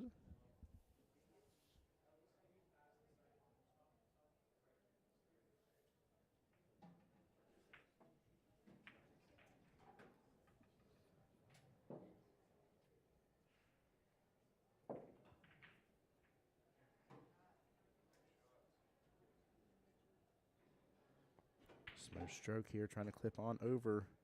And you see the disappointment. I do not think it thinned it. Good job by Charlie, moving the cue ball there off the 9, calling his own foul. Love good sportsmanship like that. Very nicely done.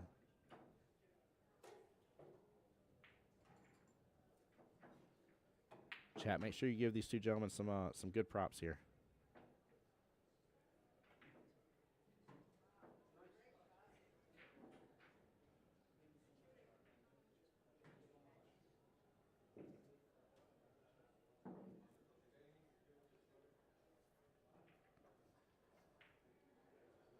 Still a tough run out. That 7 ball sitting on that right-hand long rail really makes this the rest of this run just more challenging than it has to be. I see a little window here. I want to see if he sees it as well, but just got to be careful. There is a possibility of either not getting any leave, or more so my worry is just hiding with that 9. But I think we're going to go 2 rails here, back out to close to where he is now.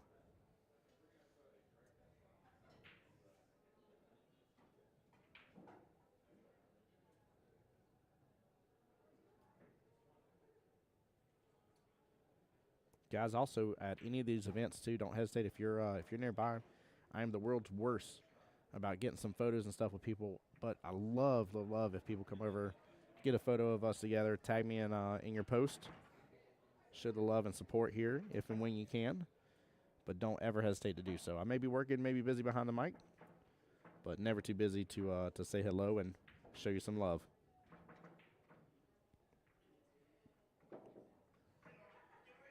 Now with the cue ball changing positions, the bottom half of the table here, this bodes a little bit better for this run.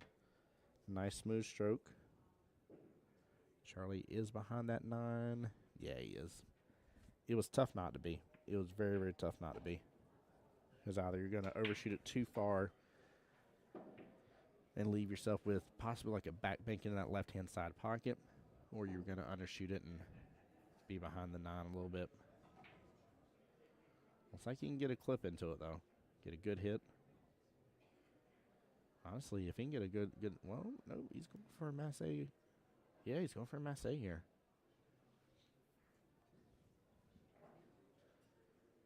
Charlie taking his time, getting comfortable on the table. Good bridge hand. There we go.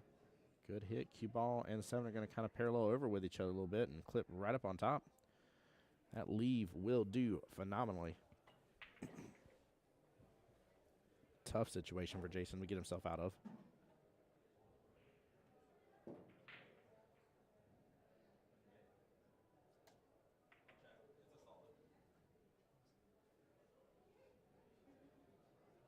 He's going to push that 7 over to the right.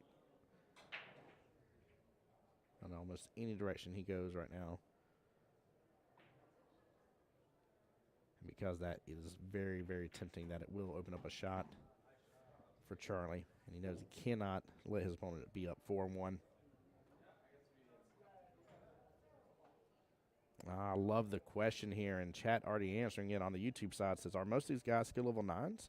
And Pool Ace hit the nail on the head. He said no. Some of these guys, keep in mind with Masters here, you are not required to be a 7-9. What I'll use the terminology of what we call a Super 7. But yeah, you could have some skill level 6s, 7s, 8s, 9s, mixture of all of it. Barb over there rooting on Jay. Yeah, great choice by Jay. I didn't think he was going to be able to actually get behind that 9. As silly as it is, because of where everything was before, I felt like far easier to get stuck behind the 9. Whereas going for that defense, I did not think he was going to be able to land it behind the 9 like he did. He landed it beautifully. Going for a jump shot attempt here by Charlie. Gets right on over here, pots it beautifully, nicely done, and sets up oh so perfect. Nice little almost stop shot with the jump shot. Does a good clearing of that 9 ball. Again, good form here, great bridge hand. Just working on clearing the side that he needs to clear. Did so good with that. Nicely done. Great opportunity here. Don't look gift horse in the mouth. Smile and say thank you and keep on going. In this case, the gift horse is his talent and skill working with that jump shot. Look at that setup for the 9. Wow. Very clean. If Charlie can get this, he will be up 4-1 against Mr. Jason. And he does so. Nicely done. Good out. Well played. Very, very nicely done.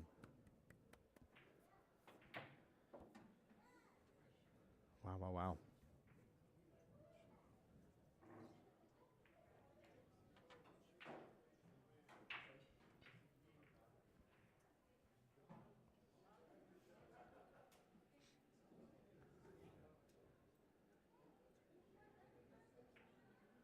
Jose asking any of these teams from Jax? No. One thing I like to remind all my Jax people of here is keep in mind I am here on behalf of the CPA and the entire tournament. So I know you guys will want to see a Jacksonville team on the live stream, but they are going to kind of run through and let things kind of progress the way they're going to let it progress. And we'll see. It may happen. I don't want to promise nothing on one way or the other. Not something I'm going to ask to have happen. We are blessed back home that I get to be with guys in a lot of different tournaments and see a lot of Jacksonville teams on the live stream. But nothing I can promise here, unfortunately. So.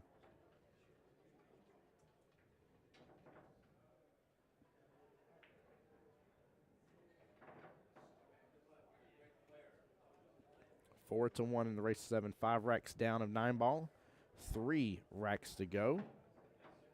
Charlie with a very, very nice lead, but we did see this on the first matchup. We saw this exact almost way that's playing out right now in that first matchup where the player from Team The Prom was up. And again, everything flipped, everything changed, so.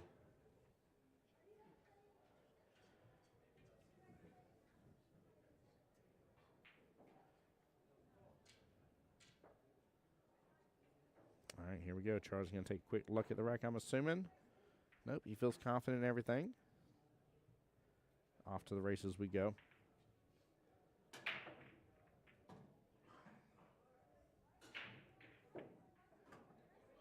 Getting some movement on that 9 ball. No, the 2 blocks it from the bottom right-hand corner pocket. So close to a golden break. So close.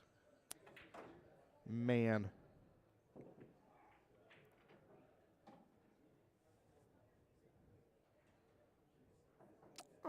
LQ giving us a little fun fact here. He says the team in the white shirts, Team the Prom from CPA Durham, Whitby, I'm sorry, which is like 40 minutes from Toronto. Nice. I like fun facts, by the way. Tons of this. I don't know the area and stuff, so I definitely 100% welcome it.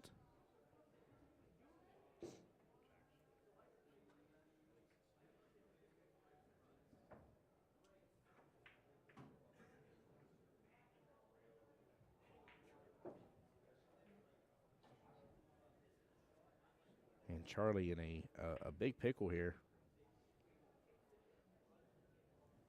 He is blocked on multiple ways. I almost feel like he's better off going off the top short rail into the 1, because he might end up getting a 1-5 combo, but he does have a push option. I believe that's what he signaled over to Jason, and it is. All right, Jason will have the choice here to take it or hand it right on back.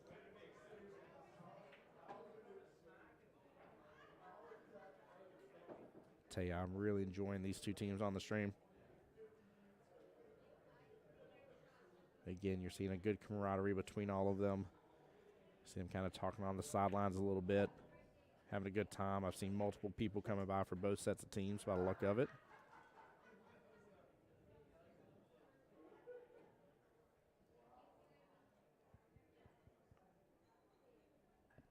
That little extra love there. Gets the 1 ball right-hand side pocket.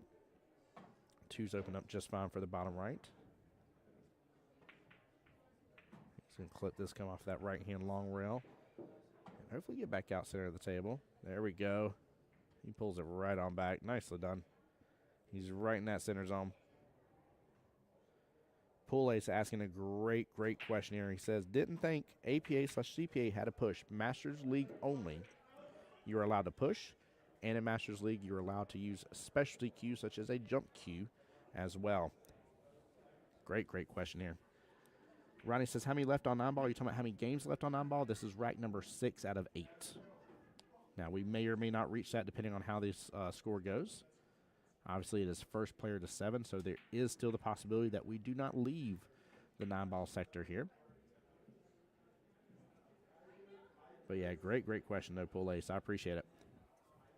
And, guys, just understand on this stream here, I welcome all that. Don't ever hesitate to ask a rules question here. And if it's something I don't know, I will definitely pull up the rule book. Very easy to access online now. Great search menu in it as well. APA has done a great job really developing that. And there's a lot of easy things to search on there.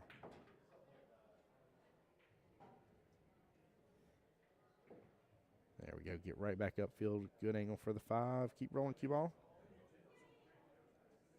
Yeah, he should be in a just fine angle. Clip the right-hand side of that 5, almost where the lettering is, or the numbering is. There we go. We are off to the races for sure here. Jason in good shape here for this rack.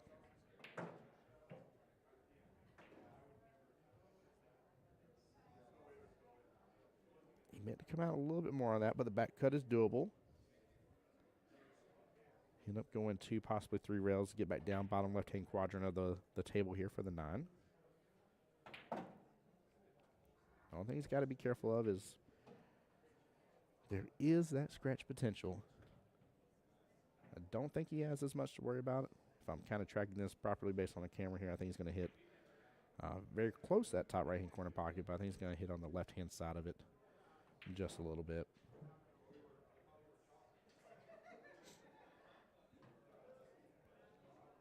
But, yeah, and also, Rodney, big shout-out to you as well for answering the questions in the stream, too. Appreciate you. Oh, I love this question here. LQ asking, do you guys have the Scorekeeper app in Jacksonville? We just got it in Canada, and it's awesome. You score on your phone, but if you want to take a break, someone just logs in on their phone and takes over. Yes, they do. And, yes, we have been blessed, LQ, to have it for 2 years now. Don't quote me on that. I may be mis-selling that one. I want to say I think it's been about 2 years. But yeah, we've had it. I'll tell you this much, LQ. We've had it so long that on anything that we have to still do on paper scoring, people look at the paper, they're so confused. And I think that's a wonderful problem to have because that scorekeeper app has been working so well. I think there's been, and you keep in mind, like, we have league 5 nights a week in our area. We have women's division. We have monthly masters division. We have destination division as well. So multiple nights of the week, lots of pool to be played. And I think I can remember maybe 2 times where the app has fully went down and had any quote-unquote significant issues out of all that time. Like lots of nights of league play. Lots of times of it working beautifully and wonderfully. And again, we are to the point now where we've had it long enough that we are in that point where people don't know how to keep paper score. It's been long enough where they're like, I came in using this app, or, I haven't had to keep paper score in so long, like I don't remember. It cracks me up a little bit. Some people are like, that's silly, but honestly, I think it's a good problem to have. I really appreciate APA for all the hard work they put towards that app. And more to come. There is tons more to come. You got to think, if we have it for regular league play, you got to believe that they want it for the rest. So, yep, Rodney says, wish scorekeeper worked on tournament weekends. Yes, sir. Yes, sir. You and I both. Now, I don't know anything official, so don't hop off stream and be like, the voice said it's coming to this soon. I don't know. I don't have a clue on any dates or anything on releasing of stuff. But I do know that they are continuing to develop the app. Rodney's saying on YouTube side says, I know how to keep it on paper. I just don't like to. I don't blame you on that. I don't like to keep it on paper either. Paper gets annoying. Paper gets really annoying. On that app, it's so easy, especially 9-ball. Oh, man. What a treat. 9-ball, you got something mixed up. You complete your rack, go in, edit the rack, drag the correct ball over and stuff. Makes life a lot easier.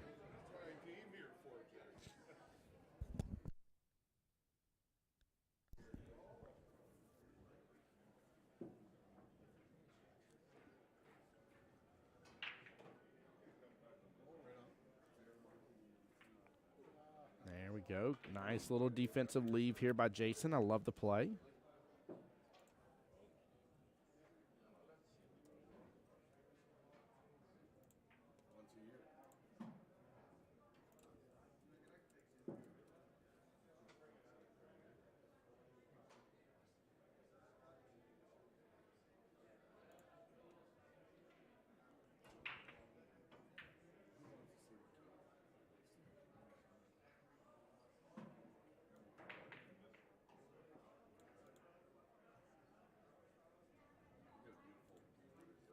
Now, LQ, I don't want to stir anything up, but I don't believe, and somebody can correct me if I'm wrong, I don't think there is a rule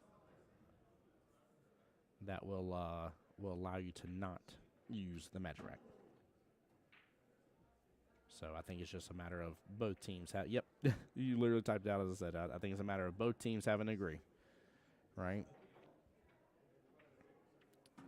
But I don't remember anything currently being added in the rule book that states that you cannot use something like the magic rack.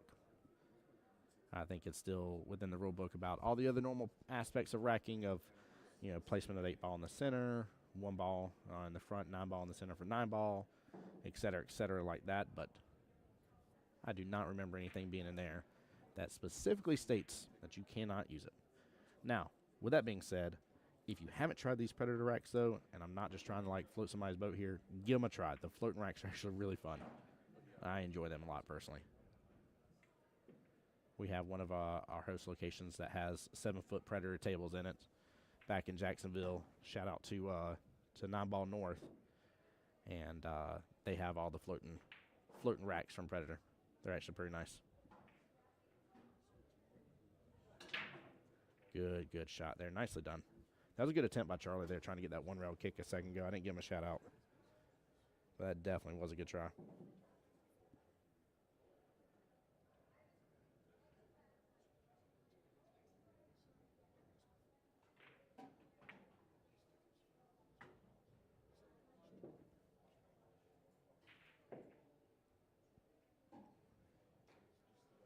A little love there from that left-hand side pocket. You see Jason give a little wave there. Not what he was aiming for. But, yeah, all good. LQ actually has the White Predator racks here with the high pegs. Absolutely says he loves it. There you go. Yeah, it's an interesting concept. I'm a huge fan of the pool world and innovation, technology innovation within the pool world. One of my favorite things is the more companies that are out there and competing and trying to design stuff, the more we win as players and fans of the sport. So I love when there's innovation. Which honestly, this past couple of years, there's been a few handful of different things innovative wise in the pool community. So I feel like maybe it's just me in our area, but I've never seen in my life more talk about what tip people are using on their cue. I feel like that over the past 2 years has dramatically exploded, and a lot of different variations of tips for cues. Charlie with a good back cut opportunity. 4-ball, bottom right-hand corner pocket. Should come on around for the 5 left-hand side. Hits it with good speed. Small miss there on the angle, but gets right back in view and kind of acts as a two-way. No, the cue ball's going to let it leak out here and open up a shot for Jason.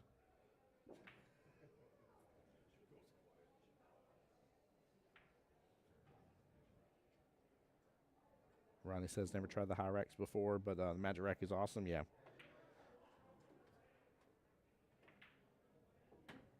Yeah, I can't blame you on that, man. Can't blame you at all.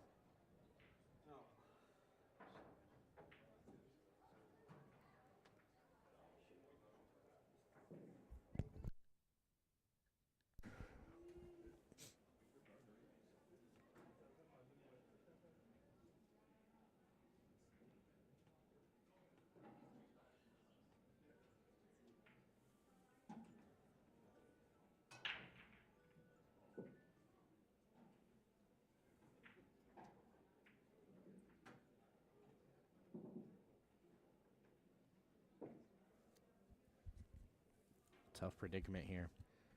That 4-8 combo does not look pretty at all. Well, there's a little defense here using 8-ball. And he's going to use that defense right there. What a defense indeed. Lands the snooker by the look of it on the 8-ball. Wow. Take a quick look at this instant replay, though. I mean, he hit that with, just absolutely picture perfect in my opinion. That's if I could draw it out, that's exactly how I would have made it look. Well done. Wow.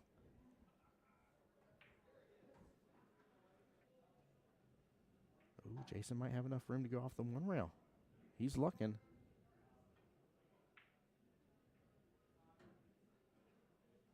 No, he was looking to clip up the 8 further. Ball in hand back to Charlie. Nice little defensive battle here. Love this. He's going to do a similar situation here, but basically just snooker right back up the 8. Send the 4 on down. And he hits it beautifully again. Well played. Very, very well played. Now you see him kind of throw his hand up there at the end.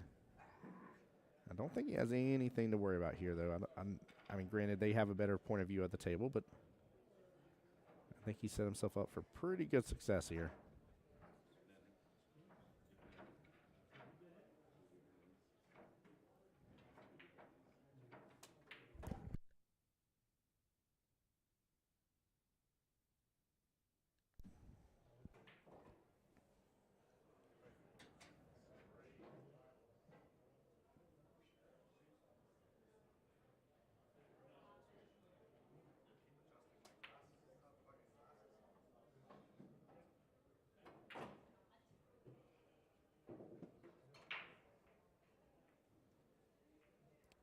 Good try by Jason, trying to let that window of opportunity open up with the bank.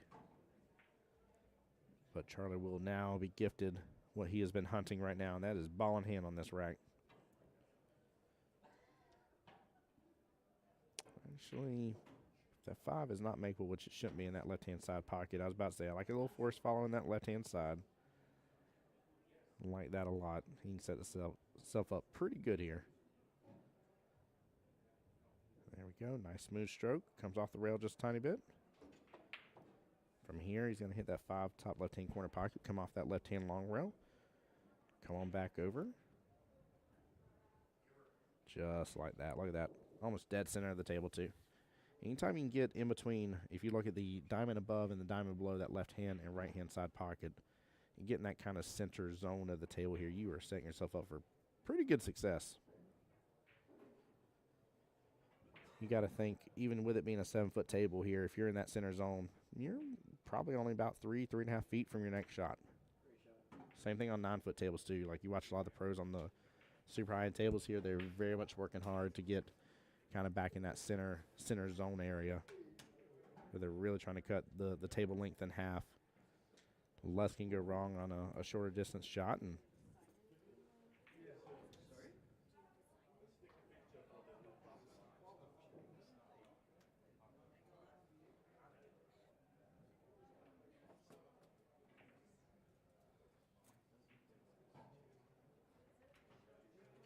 And what a out.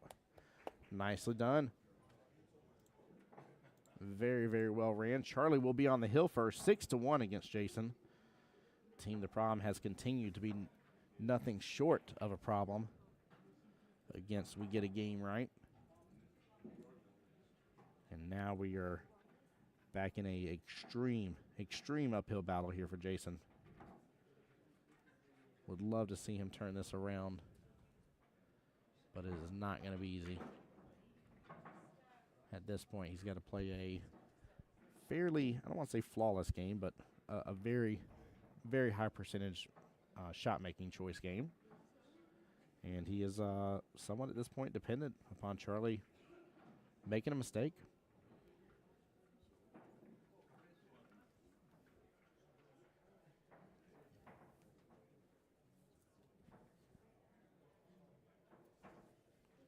Guys, as we're getting closer to this matchup wrapping up, keep in mind the next round is set to start close to 6 p.m. So that is approximately 50 minutes away. When this is done, the live stream will end, and we'll be back as soon as possible. If for some reason or other I get a hold of that other YouTube channel, which is the Montreal Invitational YouTube channel on YouTube, if we get a hold of that to stream to that, instead I will, again, notate right here on my Facebook page here, and that way you guys will know the link to the live stream.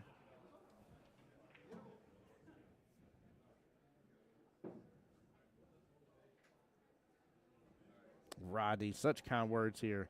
Rodney on the YouTube channel says, so when you streamed the Southern Shindig, you were streaming our local team. I asked some advice, and you mentioned to work on the fundamentals, and now I'm in line to be a MVP skill level 3 this session. Let's go, brother. Big congrats on that, Rodney. MVP is a tough status to obtain. And it's not an easy one, my dude. Oh, no, don't scratch in that pocket. Oh, I'm feeling it for Jason. But, yeah, Rodney, big congratulations, man.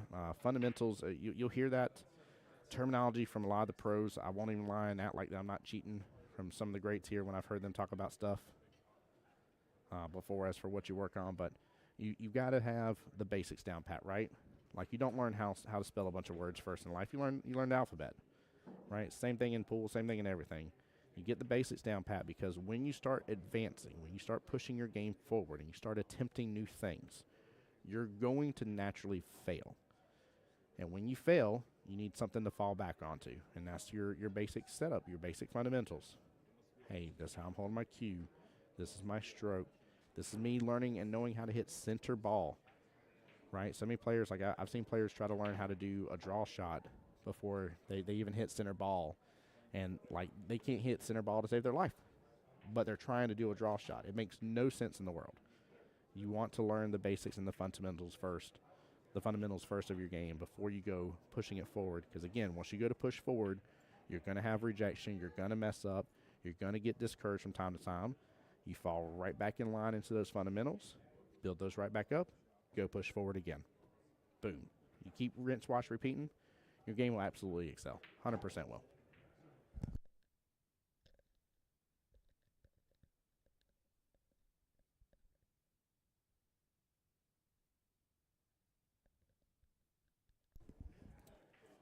Charlie on a bit of a tangent here. Gets stuck up behind the 7. Oh, tough leave. Had a great run going right there.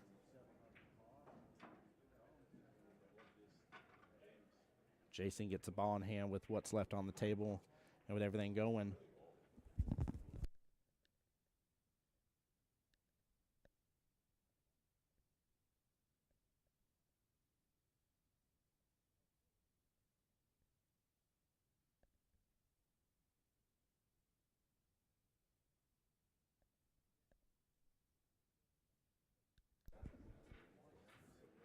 One rail kick, and he barely misses the 6 ball.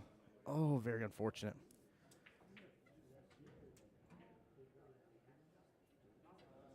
Rodney, you're not wrong about that, man. Josh Filler is so much fun to watch. Again, there's some players that I just enjoy just based on their vibe, their attitude, if you will, different aspects of that. And Josh Filler, I could watch his matches all day long. he is absolutely a fun pro to watch, in my opinion.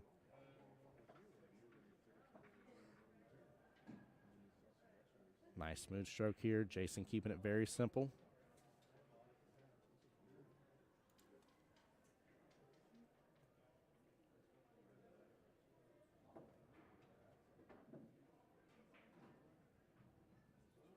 There we go. Nothing complicated. Don't overshoot it. Jason with the opportunity here to make it 2-6. And he does. You hear his team over there clapping for him on it.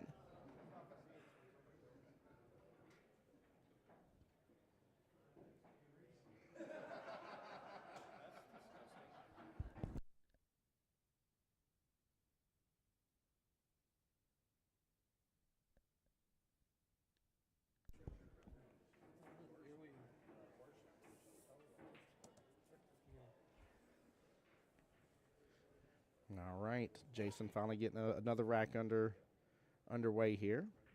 Charlie, unfortunately, like I said, got a bit off kilter there, going from the 5 ball to the 6.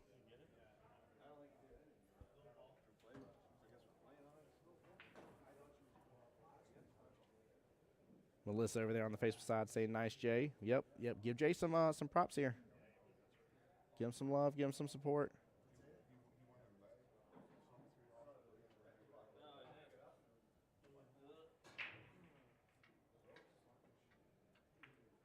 Eight ball getting a lot of movement here. We did just finish up our 8th rack of 9 balls, so nothing but 8 from here on out. Guys, y'all might be getting your money's worth out of this stream. We may eventually see a Hill thriller on this. Sean on the YouTube side saying, "Let's go, kid." There you go. Show him the love. Show him the love. Come on now. I don't think the next matchup has been assigned yet on CompuSport. Let me double check here. Do a quick refresher on my end. I think there's still a lot of matches still rocking and rolling. I don't think any table assignments have been released yet. Yeah, I don't see any yet for at least the master side. Now, I don't know if they're going to send me a master side or if we're going to go to something else for the day. So do bear with me on that part. We'll take what they send us here. I did let them know, though, that we would try to do a 3 p.m., 6 p.m., and 9 p.m. stream. That 11 p.m. one gets a little late, so we may not be doing that one tonight. But that way we can be back and well rested and ready to go with the streaming equipment first thing in the morning, because I think 10 a.m. is the start time for tomorrow, and tomorrow is going to be a long day of play. But it's going to be a beautiful day.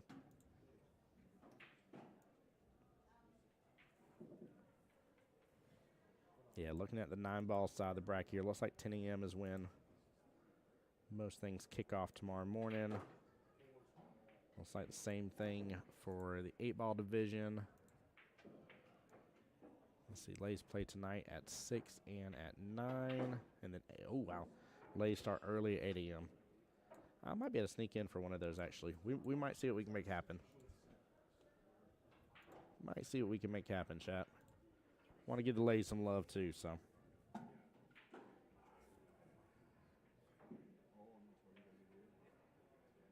Sean says, I get to call him the kid because the last time he was in Vegas with me, he wasn't old enough to do anything but play in the tournament. I love it. What a fun experience, too, man. Talk about being in Vegas right off the bat and getting to see it well before a lot of people have. I'm trying to think what age I was when I first went to Vegas the first time around. I'd have to take a look again. I don't remember.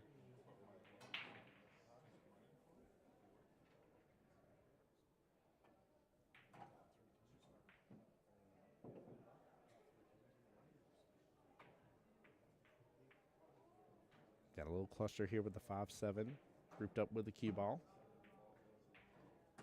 4 cent as a nice little goose egg there, top right.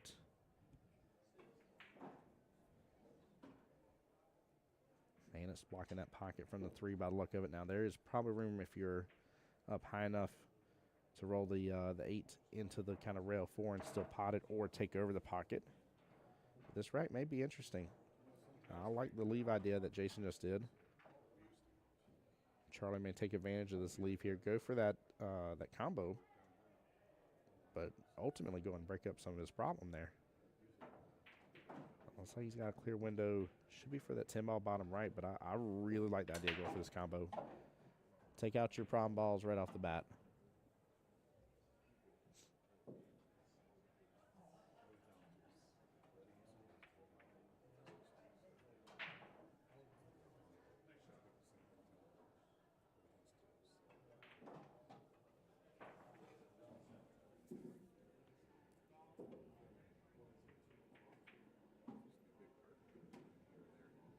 Oh, great question. LQ asking a beautiful question here. LQ says, on obvious shots in 8-ball, do you think the need for marking the pocket isn't really needed? As long as you point or call it clearly. I feel like having a mark stops my shooting pace. Of course, talking about for league matches only, not playoffs. Well, here's the deal. It's in the rules about having to mark your pockets. In Masters, you can definitely call. There's a lot of people that are lenient about calling shots and stuff. I think there's a great habit of marking your pocket. I think there's a lot to be said. It really keeps you aligned with the simplicity of the rules across all aspects and makes life a little bit easier. I can say that I respect what you're saying about it throwing you off of your game potentially in terms of your of running your balls and stuff. But I think it's a better habit to form to mark your pocket. Now, do I wish we didn't have to? I absolutely wish we didn't have to.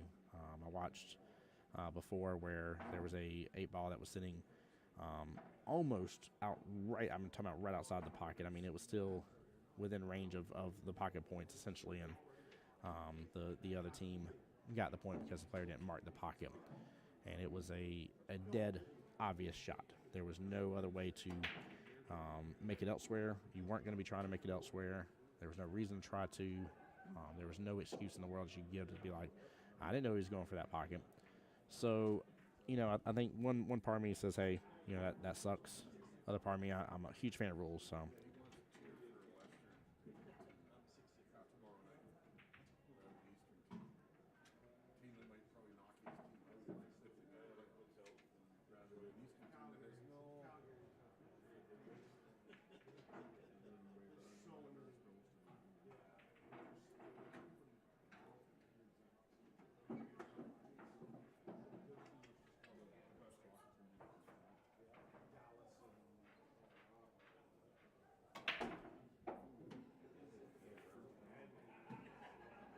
He was like 19 tops when he won a single spot. Now he might be playing against him in Masters next month in Vegas. Let's go. Let's go.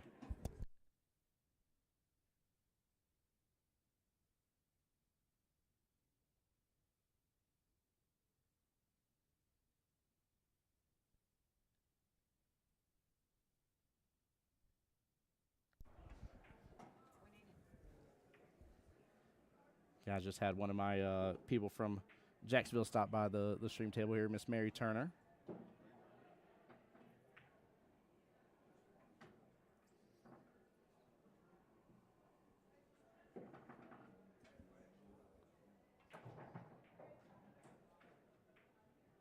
Great run potential here. Great run potential. He's on that right-hand side. He's trying to get on the pro side of the 8-ball. Wow, he almost got there. He almost got there. Goodness gracious.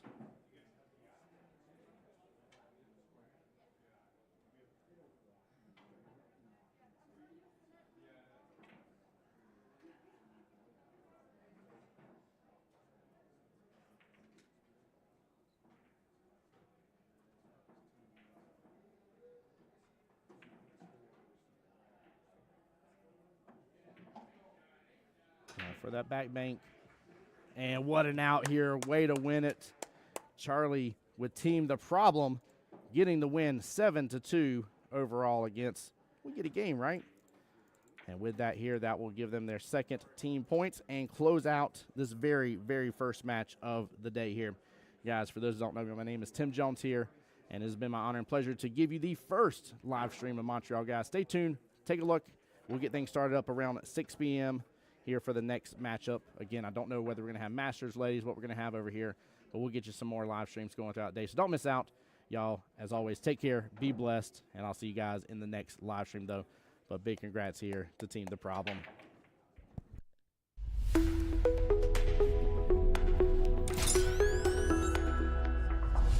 The voice of Jacksonville Pool.